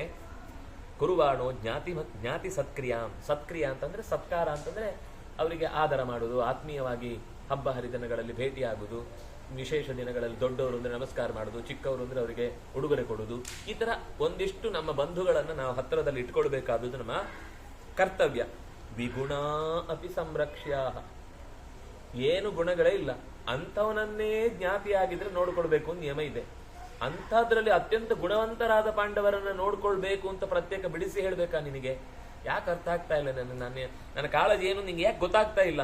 ಕಿಂ ಪುನರ್ ಗುಣವಂತಸ್ತೆ ತ್ವತ್ಪ್ರಸಾದಾಭಿಕಾಂಕ್ಷಿಣ. ಅವ್ರು ಕೇವಲ ನಿನ್ನಿಂದ ಸಂಪತ್ತನ್ನು ಬಯಸ್ತಾ ಇಲ್ಲ. ಧೃತರಾಷ್ಟ್ರ ನಮ್ಮ ಬಗ್ಗೆ ಪ್ರೀತಿಯ ಒಂದು ಮಾತಾಡಿ ನಮಗೆ ಸೇರ್ಬೇಕಾದನ್ನ ಕೊಡ್ಲಿಕ್ಕೆ ಅವನು ಸಪೋರ್ಟ್ ಮಾಡ್ತಾ ಇದ್ದಾನೆ ಅಂತ ಇಷ್ಟು ಗೊತ್ತಾದ್ರೆ ಸಾಕು, ಅವ್ರು ನಿನಗೆ ಸರ್ವಸ್ವವನ್ನು ಒದಗಿಸ್ತಾರೆ. ಪಾಂಡವರು ನಿನ್ನಲ್ಲಿ ಯಾವತ್ತೂ ಅವರು ವಿರೋಧ ಮಾಡಿದವರಲ್ಲ. ಪ್ರಸಾದಂ ಕುರು ವೀರಾಣಾಂ ಪಾಂಡವಾನಾಂ ವಿಷಾಂಪತೆ. ಅದರಿಂದಾಗಿ ಪಾಂಡವಾನಾಂ ವೀರಾಣಾಂ ಪ್ರಸಾದಂ ಕುರು, ಪಾಂಡವರ ವಿಷಯದಲ್ಲಿ ಪ್ರಸನ್ನನಾಗು. ದೀಯತಾಂ ಗ್ರಾಮಕ ಕೇಚಿತ್, ಕೆಲವೇ ಗ್ರಾಮಗಳನ್ನು ಕೊಡು. ತೇಷಾಂ ವೃತ್ಯರ್ಥಮೀಶ್ವರ, ಅವ್ರು ಇನ್ನೇನು ಬೇರೆದ ಕೇಳ್ತಾ ಇಲ್ಲ. ವೃತ್ಯರ್ಥಂ, ಕ್ಷತ್ರಧರ್ಮ ಅನ್ನೋದು ಅವರು ಪಾಲಿಸಬೇಕಾದ ಮುಖ್ಯ ಧರ್ಮ. ಅದನ್ನ ಅಧಿಕಾರದಲ್ಲಿ ನಡೆಸಬೇಕು ಅಂತಂದ್ರೆ ಅವ್ರಿಗೆ 5 ಗ್ರಾಮ ಸಾಕು ಅಂತ ಅವ್ರು ಕೇಳ್ತಾರೆ. ಅಥವಾ ಕೇಚಿತ್ತು ಅಂತ ಅಲ್ಲಿ 5 ಅಂತ ಹಾಕಿಲ್ಲ, ಮುಂದೆ ಅದನ್ನು ಹೇಳುವಾಗ ಹಾಗೆ ಮಾತು ಹೇಳ್ತಾರೆ. ಕೆಲವು ಗ್ರಾಮಗಳು ಸಾಕು ಅವರಿಗೆ, ಅವ್ರು ಅಷ್ಟರಿಂದನೇ ತೃಪ್ತರಾಗಿರ್ತಾರೆ. ನಮ್ಮ ಕರ್ತವ್ಯವನ್ನು ನಾವು ನಿರ್ವಹಿಸಬೇಕು ಅನ್ನೋದು ಅವರ ಆಸೆ. ಆದ್ರಿಂದಾಗಿ ನೀನು ಅಷ್ಟಕ್ಕೆ ಅವಕಾಶ ಮಾಡಿಕೊಡು. ಏವಂ ಲೋಕೇಶ ಪ್ರಾಪ್ತಂ ಭವಿಷ್ಯತಿ ನರಾಧಿಪ, ಯಾವಾಗ ನೀನು ಅವರಿಗೆ ಇಂಥದ್ದೊಂದು ಸಹಕಾರ ನೀಡಿ ಅವ್ರು ಮಾಡಬೇಕಾದ ಕೆಲಸಕ್ಕೆ ನೀನು ಬೆಂಬಲ ಸೂಚಿಸಿದೆ ಅಂತಂದ್ರೆ ನಿನ್ನ ಬಗ್ಗೆ ವಿಶೇಷವಾದ ಕೀರ್ತಿ, ಹೆಸರು ಎಲ್ಲ ಕಡೆಗೆ ಮುಂದುವರಿಯುತ್ತೆ. ವೃದ್ಧೇನ ಹಿ ತ್ವಯಾ ಕಾರ್ಯಂ ಪುತ್ರಾಣಾಂ ತಾತ ಶಾಸನಂ, ನೀನು ವಯಸ್ಸಾಗಿದೆ ಅಂತ ಅನ್ನೋದು ಕೇವಲ ನೆಪಕ್ಕಾಗಬಾರದು. ಚಿಕ್ಕವರನ್ನ ತೋಳು ಹಿಡಿದು ಹೀಗೆ ಮಾಡಬಾರ್ದು ಅಂತ ನಿಮ್ಗೆ ಹೇಳಲಿಕ್ಕೆ ರೈಟ್ಸ್ ಇದೆ, ಅದನ್ನ ಬಳಸ್ಕೋಬೇಕು ನೀನು. ಕೇವಲ ವೃದ್ಧನಾಗಿದೆ, ನನ್ನ ಕೈಯಲ್ಲಿ ಆಗಲ್ಲ ಅಂತ ಹೇಳಲಿಕ್ಕಲ್ಲ ನೀನು ವೃದ್ಧನಾಗಿರುವುದು. ನೀ ಮುಂದೆ ವೃದ್ಧನಾಗಿದ್ದಾನೆ ಅಂತ ಅನ್ನುವವನು ಆ ಯಾವುದು ಕಬ್ಬಿಣದ ಭೀಮನ ಪ್ರತಿಮೆಯನ್ನು ಇರಿಸಿದಾಗ ಅದನ್ನು ಮುದ್ದೆ ಮಾಡ್ಲಿಕ್ಕೆ ಹೇಗಾಯ್ತು? ದುರ್ಯೋಧನನನ್ನು ಹೀಗೆ ಬಿಗಿ ಹಿಡಿದು ಕೂಡಿಸಿ ನೀನು ಹೇಳುದು ಕೇಳ್ತೀಯೋ ಅಥವಾ ರಾಜ್ಯ ಎಲ್ಲನೂ ಅವ್ರಿಗೆ ಕೊಟ್ಬಿಡ್ಲು ಅಂತ ಹೇಳಿದ್ರೆ ಸುಮ್ಮನೆ ಇರ್ತಿದ್ದ.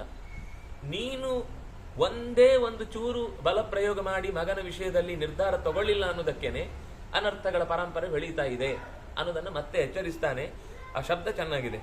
ಅವನು ಹೇಳುವ ಮಾತಿಷ್ಟು, ವೃದ್ಧೇನ ಹಿ ತ್ವಯಾ ಕಾರ್ಯಂ, ವಯಸ್ಸಾಗಿದೆ, ದೊಡ್ಡವನಾಗಿದ್ದಿ, ಹಿರಿಯನು, ಮನೆಯಲ್ಲಿ ನೀನೇ ಈಗ ವೃದ್ಧ ಅಂದ್ರೆ ಜ್ಞಾನ ವೃದ್ಧನೂ ಹೌದು, ಗುಣವೃದ್ಧನೂ ಹೌದು, ಅಧಿಕಾರ ವೃದ್ಧನೂ ಹೌದು, ಸಂಪತ್ತಿನಿಂದ ವೃದ್ಧನೂ ಹೌದು. ನಿನಗಿರುವಂತಹ ಪರಿವಾರ ಭೀಷ್ಮ, ದ್ರೋಣ, ಕೃಪ ಇವರೆಲ್ಲರೂ ಕೂಡ ನಿನಗೆ ಜ್ಞಾತಿಗಳೂ ಹೌದು, ನಿನ್ನನ್ನ ಅತ್ಯಂತ ಗೌರವಿಸೋರುದು. ಆ ಜನರ ಸಪೋರ್ಟು ನಿನಗಿದೆ. ಅದರಿಂದಾಗಿ ನೀನು ಒಂದು ರೀತಿಯಿಂದ ಗುಣವೃದ್ಧ. ಆ ಎಲ್ಲ ವ್ಯಕ್ತಿಗಳ ಗುಣ ನಿನ್ನಲ್ಲಿ ಸಂಕ್ರಾಂತವಾಗಿ ನೀನು ಅದನ್ನ ಕಾರ್ಯರೂಪಕ್ಕೆ ತರಬೇಕಿತ್ತು.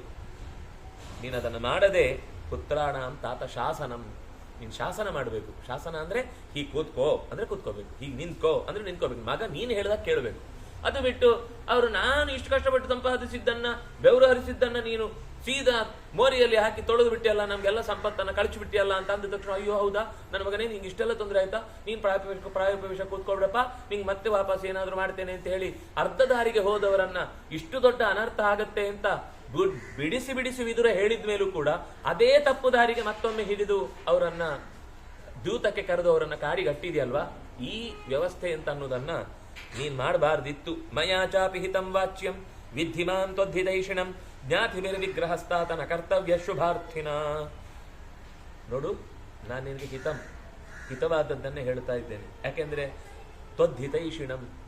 ತ್ವದ್ಧಿತೈಷಿಣಂ, ನನ್ನನ್ನ ನೀನು ತಪ್ಪು ತಿಳ್ಕೊಳ್ಬೇಡ. ನಿನಗೆ ಹಿತೈಷಿ ಅನ್ನೋದನ್ನೇ ತಿಳ್ಕೊ. ಹಿತೈಷಿ ಅಂತಂದ್ರೆ ಹಿತವನ್ನೇ ಬಯಸುವವನು ಅಂತ ಅರ್ಥ. ಧೃತರಾಷ್ಟ್ರನಿಗೆ ಅವನ ಅಧಿಕಾರ ತಪ್ಪಬೇಕು, ಧೃತರಾಷ್ಟ್ರ ಅವನು ಮೊದಲಿನ ಈ ಸಂತೋಷದ ಸ್ಥಿತಿಯಿಂದ ಜಾರಿ ಹೋಗಬೇಕು ಅಂತ ಅನ್ನೋದನ್ನ ನಾನು ಜೀವನದಲ್ಲಿ ಯಾವತ್ತೂ ಯೋಚಿಸಿದವನಲ್ಲ. ನಿನಗೆ ಒಳ್ಳೇದಾಗಬೇಕು ಅನ್ನೋದನ್ನೇ ಯೋಚನೆ ಮಾಡುವನಾದ್ರಿಂದಾಗಿ ಮಯಾಚಾಪಿ ವಾಚ್ಯಂ, ನಾನು ನಿನಗೆ ಹಿತೈಷಿ ಆದ್ರಿಂದಾಗಿ ಕೆಲವು ಮಾತುಗಳನ್ನು ಸ್ವಲ್ಪ ಕಠೋರವಾಗಿ ಹೇಳಿರಬಹುದು. ಜ್ಞಾತಿಭಿರ್ ವಿಗ್ರಹಸ್ತಾತ ನ ಕರ್ತವ್ಯಂ ಶುಭಾರ್ಥಿನ, ಹತ್ತಿರದವರ ಜೊತೆಗೆ ಯಾವತ್ತೂ ಕೂಡ ಕಲಹ ಮಾಡಬಾರ್ದಪ್ಪ. ನಮ್ಮವರೇ, ಯಾಕೆಂದ್ರೆ ನಮ್ಮ ಬಗ್ಗೆ ಎಲ್ಲ ಗೊತ್ತಿರುತ್ತೆ ಅವರಿಗೆ. ಅವ್ರ ಜೊತೆಗೆ ಕಲಹ ಮಾಡಿದ್ರೆ ನಮ್ಮ ಎಲ್ಲ ವೀಕ್ನೆಸ್ ಅವ್ರಿಗೆ ಗೊತ್ತಿರುತ್ತೆ. ಅಥವಾ ಅವ್ರ ಜೊತೆ ವಿಗ್ರಹ ಮಾಡಿದ್ಮೇಲೆ ಮೂರನೇವನು ಅವ್ರ ಜೊತೆಗೆ ಸೇರ್ಕೊಂಡ್ಬಿಡ್ತಾನೆ, ಅವನು ಕೂಡ ಅವ್ರಿಗೆ ಸಪೋರ್ಟ್ ಮಾಡ್ಲಿಕ್ಕೆ ಕಾರಣ ಆಗುತ್ತೆ. ಸುಖಾನಿ ಸಹ ಭೋಜ್ಯಾನಿ ಜ್ಞಾತಿಭಿರ್ ಭರತರ್ಷಭ, ಯಾವತ್ತು ಸಂತೋಷವಾಗಿ ಹೆಗಲ ಮೇಲೆ ಕೈ ಹಾಕೊಂಡು ಪರಸ್ಪರ ಓಡಾಡಿಕೊಂಡು ಒಟ್ಟಿಗೆ ಕೂತು ಊಟ ಮಾಡುವಂತಹ ಸೌಜನ್ಯವನ್ನು ಬೆಳೆಸ್ಕೊಳ್ಬೇಕು. ಯಾಕೆಂದ್ರೆ ಸಂಭೋಜನಂ ಸಂಕಥನಂ ಸಂಪ್ರೀತಿಶ್ಚ ಪರಸ್ಪರಂ ಜ್ಞಾತಿಭಿಃ ಸಹ ಕಾರ್ಯಾಣಿ ನ ವಿರೋಧ ಕದಾಚನ. ಯಾರ ಜೊತೆಗೆ ಸಹಭೋಜನ ಮಾಡಬೇಕು, ಯಾರ ಜೊತೆಗೆ ಸಹ ಕಥನ ಮಾಡಬೇಕು, ಯಾರ ಜೊತೆಗೆ ಸಂಪ್ರೀತಿಯನ್ನು ಸಂಪಾದಿಸಬೇಕು, ಪರಸ್ಪರ ಯಾರ ಜೊತೆಗೆ ನಾವು ಹತ್ತಿರ ಇರಬೇಕು ಅಂದ್ರೆ ನಮ್ಮ ಮನಸ್ಸು ಅವರ ಮನಸ್ಸು ಹೊಂದತ್ತೆ, ನಮ್ಮ ನಡೆ ನಮ್ಮ ನುಡಿ ಅವರಿಗೆ ಜೊತೆಗೆ ಜ್ಞಾತಿಗಳಾಗಿ ಅನುಕೂಲಕರವಾಗಿದೆ, ಅವರ ಜೊತೆಗೇನೆ ಸಹಕಾರ್ಯಾಣಿ ನ ವಿರೋಧ ಕಥಾಚನ. ವಿರೋಧ ಮಾಡಿಕೊಳ್ಳುವುದ್ರಲ್ಲಿ ಅರ್ಥವೇ ಇಲ್ಲ.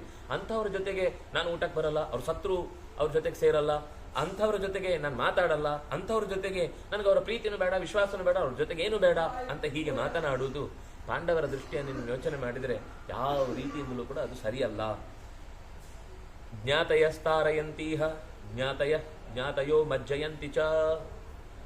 ಜ್ಞಾತಯ ತಾರಯಂತಿ, ಜ್ಞಾತಿಗಳೇ ದಾಟಿಸ್ತಾರೆ, ಜ್ಞಾತಿಗಳೇ ಮುಳುಗಿಸ್ತಾರೆ. ಅದರಿಂದಾಗಿ ಜ್ಞಾತಿಗಳು ಮುಳುಗಿಸೋರ್ಬೇಕೋ ದಾಟಿಸೋರ್ಬೇಕು ಅಂತ ನೀನು ಆಯ್ಕೆ ಮಾಡ್ಕೊಳ್ಬೇಕು. ಜ್ಞಾತಯ ಸುವೃತ್ತಾಸ್ತಾರಯಂತೀಹ ದುರ್ವೃತ್ತ ಮಜ್ಜಯಂತಿ ಚ. ಸುವೃತ್ತಾಹ ಒಳ್ಳೆ ನಡೆನುಡಿಯುಳ್ಳಂತಹ ಸಜ್ಜನಿಕೆಯ ಮಂದಿ ತಾರಯಂತಿ, ಅದೇ ದುರ್ವೃತ್ತಾಹ ಮಜ್ಜಯಂತಿ. ಜ್ಞಾತಿಗಳಲ್ಲೇ ಸುವೃತ್ತರು ದುರ್ವೃತ್ತರು ಅಂತ ಇಬ್ಬರಿದ್ದಾರೆ. ದುರ್ವೃತ್ತರಾದವರು ಮುಳುಗಿಸ್ತಾರೆ, ಸದ್ವೃತ್ತರಾದವರು ಬದುಕಿಸ್ತಾರೆ, ದಾಟಿಸ್ತಾರೆ. ಸುವೃತ್ತೋ ಭವ ರಾಜೇಂದ್ರ, ನೀನು ಸುವೃತ್ತನಾಗಪ್ಪ, ಮಜ್ಜಯಂತಿ ಅಂತ ಆಗ್ಬೇಡ, ನೀನು ಮುಳುಗಿಸ್ಲಿಕ್ಕೆ ಹೋಗ್ಬೇಡ. ಪಾಂಡವಾನ್ ಪ್ರತಿಮಾನದ, ಅವರಿಗೆ ನೀನು ಸುಹೃತ್ತಾಗು, ಅವರಿಗೆ ನೀನು ಸುವೃತ್ತನಾಗು. ಅಧರ್ಷಣೀಯ ಶತ್ರುಣಾಂ ತೈವೃತ್ತಸ್ತ್ವಂ ಭವಿಷ್ಯಸಿ, ನಿನ್ಗೆ ಮತ್ತೆ ಶತ್ರುಗಳೇ ಇಲ್ಲ. ಪಾಂಡವರನ್ನ ಜೊತೆಗೆ ಇಟ್ಟುಕೊಂಡಿ ಅಂತಾದ್ರೆ ನಿನ್ನ ಇಡೀ ಜೀವನದಲ್ಲಿ ಅದರ್ಶನೀಯ, ನೀನು ಯಾರಿಂದಲೂ ಕೂಡ ಧರ್ಷಣೆಗೊಳಗಾಗಲ್ಲ, ಘಾಸಿಗೊಳಗಾಗಲ್ಲ, ಪೆಟ್ಟಿಗೊಳಗಾಗಲ್ಲ, ಯುದ್ಧಕ್ಕೆ ತುತ್ತಾಗಲ್ಲ, ನಿನ್ನನ್ನು ಯಾರೂ ಕೂಡ ಬಗ್ಗು ಬಡಿಲಿಕ್ಕಾಗಲ್ಲ. ಶ್ರೀಮಂತಂ ಜ್ಞಾತಿ ಭಾಸಾದ್ಯ ಯೋ ಜ್ಞಾತಿರವಸೀದತಿ, ಯಾರು ಶ್ರೀಮಂತನಾದ ಜ್ಞಾತಿಯನ್ನ ಪಡೆದೂ ಕೂಡ ಅವನದ್ದೇ ಸಂಬಂಧಿಯಾದವನು ಹಸಿವಿನಿಂದ ಬಳಲಿ ಸತ್ತ ಅಂದ್ರೆ ಅದು ಆ ಶ್ರೀಮಂತಿಗೆ ಕೊಳ್ಳಿ ಇಡಬೇಕಾದದ್ದು. ಆ ಶ್ರೀಮಂತಿಕೆಗೆ ಅರ್ಥ ಇಲ್ಲ. ನಾವು ಶ್ರೀಮಂತರಾಗಿ ನಮಗೆ ಅತ್ಯಂತ ಹತ್ತಿರದ ಬಂಧುಗಳೊಬ್ರು ಉಪವಾಸ ಬಿದ್ದು ಸತ್ರು, ಅಥವಾ ಅನರ್ಥದಲ್ಲಿ ಜೀವ ಕಳ್ಕೊಂಡ್ರು, ಅಥವಾ ಅವರ ಮನೆಯಲ್ಲಿ ಅನ್ನಕ್ಕೆ ದಾರಿದ್ರ್ಯ ಇದೆ, ಅಥವಾ ಅವರ ಬದುಕಿನಲ್ಲಿ ನಿತ್ಯದ ಅವರ ಆಗು ಹೋಗುಗಳಿಗೆ, ಓದುವುದೋ ಬರೆಯುವುದೋ, ನಿತ್ಯದ ಯಾವುದೋ ಒಂದು ಸಣ್ಣ ಪುಟ್ಟ ಕೆಲಸಗಳಿಗೆ ಅವಸೀದತಿ, ಅವಸಾಧನ ಅಂದ್ರೆ ಕಮ್ಮಿ ಕಮ್ಮಿ ಕಮ್ಮಿ ಕಮ್ಮಿ ಆಗ್ತಾ ಹೋದ್ರು, ಅವ್ರ ಲೈಫ್ ಸ್ಟೈಲು ತುಂಬಾ ದಾರಿದ್ರ್ಯಕ್ಕೆ ಈಡಾಗುದು. ಹೀಗಾದ್ರೆ ಸಿದ್ಧಹಸ್ತಂಗ ಇವ ಏನ ಸತ್ಯಂ ನಿಂದತಿ, ಪಾಪ ಅನ್ನೋದು ಅವನನ್ನ ನುಗ್ಗಿ ಕೊಲ್ಲತ್ತೆ. ಹೇಗೆ ಅಂದ್ರೆ ಬೇಡನ ಕೈಯಲ್ಲಿ ವಿಷದ ಬಾಣ ಇದೆ, ಸಂಗೀತಕ್ಕೆ ಮೈ ಮರೆತು ನಿಂತಿದೆ. ಒಂದು ಜಿಂಕೆ ಸಂಗೀತಕ್ಕೆ ಮೈ ಮರೆತು ನಿಂತಿದೆ. ಬೇಡ ದಿಗ್ಧ ಹಸ್ತ, ಬಾಣವನ್ನ ದಿಗ್ಧ ಅಂದ್ರೆ ಅದನ್ನು ಹೊಡಿಲಿಕ್ಕೆ ವಿಷದ ಯುಕ್ತವಾದ ಬಾಣವನ್ನು ಹಿಡಿದು ನಿಂತಿದ್ದಾನೆ. ಹಾಗೆ ಶ್ರೀಮಂತನ ಪರಿಸ್ಥಿತಿ ಆಗುತ್ತೆ. ಅವನು ಇರುವಾಗಲೇ ಅವನ ಕಣ್ಣ ಮುಂದೆನೆ ಅವನ ಸಂಬಂಧಿಯೊಬ್ಬ ಅತ್ಯಂತ ಹೀನವಾದಂತಹ ಜೀವನ ಅಥವಾ ಹೀನವಾದ ದುಸ್ಥಿತಿಯಲ್ಲಿ ಆತ ಸಾಯುವಂತಹ ಸ್ಥಿತಿ ಬಂತು ಅಂದ್ರೆ ಆ ಪಾಪ ಅವನನ್ನ ಬೇಡನೊಬ್ಬ ವಿಷಯುಕ್ತವಾದ ಬಾಣವನ್ನ ಹಿಡಿದು ಮೈಮರದ ಜಿಂಕೆಗೆ ಪೆಟ್ಟು ಬೀಳುವ ಕ್ಷಣ ಹೇಗಿರುತ್ತೋ ಅಂತಹ ದುಃಖವನ್ನ ಆ ಶ್ರೀಮಂತ ಮುಂದೆ ಎಲ್ಲವನ್ನೂ ಕಳ್ಕೊಳ್ತಾನೆ ಅಂತ ಹೀಗೆ ಎಚ್ಚರಿಸ್ತಾನೆ. ಆದ್ರಿಂದಾಗಿ ಪಾಂಡವರು ಈಗ ಕ್ಷೀಣಕೋಶರು. ಅವರಿಗೆ ರಾಜ್ಯದ ಸಪೋರ್ಟ್ ಇಲ್ಲ, ಸಂಪತ್ತಿನ ಸಪೋರ್ಟ್ ಇಲ್ಲ, ಅಧಿಕಾರದ ಸಪೋರ್ಟ್ ಇಲ್ಲ. ಕಾಡಲ್ಲಿ ಬರೀ ಗೆಡ್ಡೆ ಗೆಣಸು ಅಂತ ತಿನ್ಕೊಂಡು ನಿನ್ನ ಹತ್ರ ಯಾವುದೇ ಒಂದು 2 ಲಾರಿ ಗೆಡ್ಡೆ ಗೆಣಸು ಕಳಿಸಿ ಅಂತಲೂ ಕೇಳಲಿಲ್ಲ ಅವರು. ಏನು ಸಿಕ್ಕಿತ್ತೋ ಕಾಡಲ್ಲಿ ಹೇಗಿತ್ತೋ ಆರಂಭದ ದಿನಗಳಲ್ಲಂತೂ ಬರೀ ಗಂಗೆ ನೀರು ಕುಡ್ಕೊಂಡು ಬದುಕಿದ್ರು.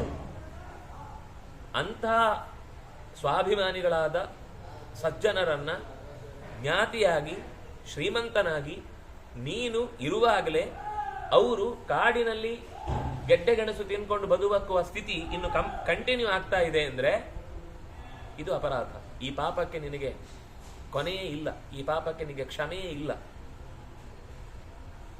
ಪಶ್ಚಾತ್ ಪಿನರಶ್ರೇಷ್ಠ ತವ ತಾಪೋ ಭವಿಷ್ಯತಿ ತಾನ್ವಾ ಹತಾನ್ ಸುತಾನ್ ವಾಪಿ ಕೃತ್ವಾ ತದನು ಚಿಂತಯ. ಈಗ ಬಿಟ್ಟಿ ತನ್ಕೋ, ಏನೋ ಒಂದು ದೊಡ್ಡ ಕ್ರಿಯೆಗೆ ಪ್ರತಿಕ್ರಿಯೆ ನಡೆಯುತ್ತೆ. ನಡೆದಾಗ ನಿನ್ನ ಮಕ್ಕಳು ಸಾಯ್ಬೋದು, ಪಾಂಡವರೇ ಸಾಯ್ಬೋದು. ಯಾರು ಸತ್ರು ಹಾನಿ ನಿಂಗೇನೆ. ಪಾಂಡವರು ಸತ್ರೆ ನಿನ್ನ ಮಕ್ಕಳು ಬೇಗ ಶತ್ರುಗಳ ತುತ್ತಾಗ್ತಾರೆ. ನಿನ್ನ ಮಕ್ಕಳು ಸತ್ರೆ ನಿನಗೆ ಮಕ್ಕಳಿಲ್ಲ ಅನ್ನುವ ನೋವು ಖಂಡಿತ ನಿನಗೆ ದುಃಖವನ್ನ ಉಣಿಸತ್ತೆ. ಏನಂದ್ರೂ ನೀನು ಪಶ್ಚಾತ್ತಾಪ ಪಡಬೇಕಾದಿದ್ದೇ, ಪಶ್ಚಾತ್ ತಪತಿ, ಬಳಿಕ ನೀನು ತಾಪ ಪಡುವುದಿದ್ದೇ ಇದೆ. ಈಗ ಇದಕ್ಕೊಂದೇ ಪರಿಹಾರ, ಕೈ ಜೋಡಿಸು, ಪಾಂಡವರ ಜೊತೆ ಕೈ ಜೋಡಿಸು. ಏನ ಖಟ್ವಾಂ ಸಮಾರೂಢ ಪರಿತಪ್ಪೇತ ಕರ್ಮಣ ಆದಾವೇ ವನತಃ ಕುರ್ಯಾತ್ ಅಧ್ರುವೇ ಜೀವಿತೇ ಸತಿ. ಯಾವ ಕೆಲಸದಿಂದ ಮುಂದೆ ನಿಶ್ಚಯವಾಗಿ ಪರಿತಾಪ ಅಂತ ಅನ್ನೋದನ್ನ ಅನುಭವಿಸಲೇಬೇಕಾದ ಸ್ಥಿತಿ ಬರುತ್ತೆ ಅಂತ ಗೊತ್ತಾಗುತ್ತೋ ಅಂತಹ ಕಾರ್ಯವನ್ನು ಯಾವತ್ತೂ ತನ್ನ ಅವಕಾಶ ಇದ್ದಾಗ, ತಾನು ಸರಿಪಡಿಸಿಕೊಳ್ಳಿಕ್ಕೆ ಅವಕಾಶ ಇದ್ದಾಗ ಅದರಿಂದ ಹಿಂದೆ ಸರಿಬಾರದು, ಆ ಕೆಲಸ ಮಾಡಿಬಿಡಬೇಕು. ಮುಂದೆ ಲೇಟ್ ಮಾಡಿದರೆ ಅದು ಹಾನಿ ಆಗುತ್ತೆ ಅಂತ ಗೊತ್ತಿದೆ, ಈಗಲೇ ಮಾಡಿದರೆ ಏನೋ ಸರಿ ಹೋಗುತ್ತೆ ಅಂತನೂ ಅರ್ಥ ಆಗುತ್ತೆ. ಅಂತಹ ಸಂದರ್ಭದ ತಡ ಮಾಡಬಾರ್ದಪ್ಪ. ಅಧ್ರುವೇ ಜೀವಿತೇ ಸತಿ. ಯಾಕೆಂದ್ರೆ ಯಾವ ವ್ಯಕ್ತಿ ಯಾವಾಗ ಜೀವ ಕಳ್ಕೊಳ್ತಾನೆ, ಅಧ್ರುವ ಜೀವಿತ ಅನ್ನೋದು ಅಧ್ರುವ. ನೀರ ಮೇಲನ ಗುಳ್ಳೆ ನಿಜವಲ್ಲ ಹರಿಯೇ. ಅದು ನೀರಿನ ಮೇಲಿನ ಗುಳ್ಳೆ ಹೋಗ್ತಾ ಇರುತ್ತೆ, ನಾವು ಅದನ್ನು ನೋಡ್ತಾ ಖುಷಿ ಪಡೋದ್ರಲ್ಲೇ ಹೋಗಿರುತ್ತೆ. ಕಳ್ಳಂತ ನೀರು ಬಿದ್ದ ತಕ್ಷಣ ಗುಳ್ಳೆ ಬರುತ್ತೆ, ಚಂದ ಕಾಣಿಸುತ್ತೆ ನೋಡ್ಲಿಕ್ಕೆ, ಅದು ಹರ್ಕೊಂಡು ಹೋಗ್ತಾ ಇರುತ್ತೆ. ಎಷ್ಟು ದೂರ ಹೋಗಿ ಅದು ಆನಂದ ಕೊಟ್ಟಿತು ಅನ್ನೋಷ್ಟರಲ್ಲಿ ಹೋಗ್ಬಿಡುತ್ತೆ. ಅಥವಾ ಈ ಮಕ್ಕಳಿಗೆಲ್ಲ ಈ ಜಾತ್ರೆಯಲ್ಲೆಲ್ಲ ಏನೋ ಅಂತ ತರಿಸ್ಕೊಡ್ತಾರೆ, ಅದು ಎಷ್ಟು ದೊಡ್ಡ ಗುಳ್ಳೆ ತರ ಹೋಗ್ತಾ ಇರುತ್ತೆ. ಎಷ್ಟು ದೂರ ಹೋಗುತ್ತೆ, ಒಂದು ಸ್ವಲ್ಪ ಹೊತ್ತಾದ್ಮೇಲೆ ಅದರ ಸೋಪು ಕರಗಿದ ತಕ್ಷಣ ಪಟ್ ಅಂತ ಹೊಡೆದೋಗುತ್ತೆ. ಅಷ್ಟೇ ಜೀವನ ಅಂದ್ರೆ ನೋಡ್ಲಿಕ್ಕೆ ಚಂದ ಕಾಣಿಸ್ತಾ ಇರುತ್ತೆ, ಆಹಾಹಾ ಏನ್ ಅದ್ಭುತ ಅಂತ ಅನುಭವಿಸುವಲ್ಲಿ ಮುಗಿದೋಗ್ಬಿಡುತ್ತೆ. ವಿದ್ಯುತ್ ಚರಮಿವ ಜೀವಿತ. ರಾತ್ರಿ ಹೊತ್ತು ಕತ್ತಲೆ ಅಂತ ಕೂತವನಿಗೆ ದಡದಡ ಅಂತ ಮಿಂಚು ಹೊಡೆದಾಗ ಒಂದು ಕ್ಷಣ ಎಲ್ಲ ಬೆಳಕಾಗುತ್ತೆ.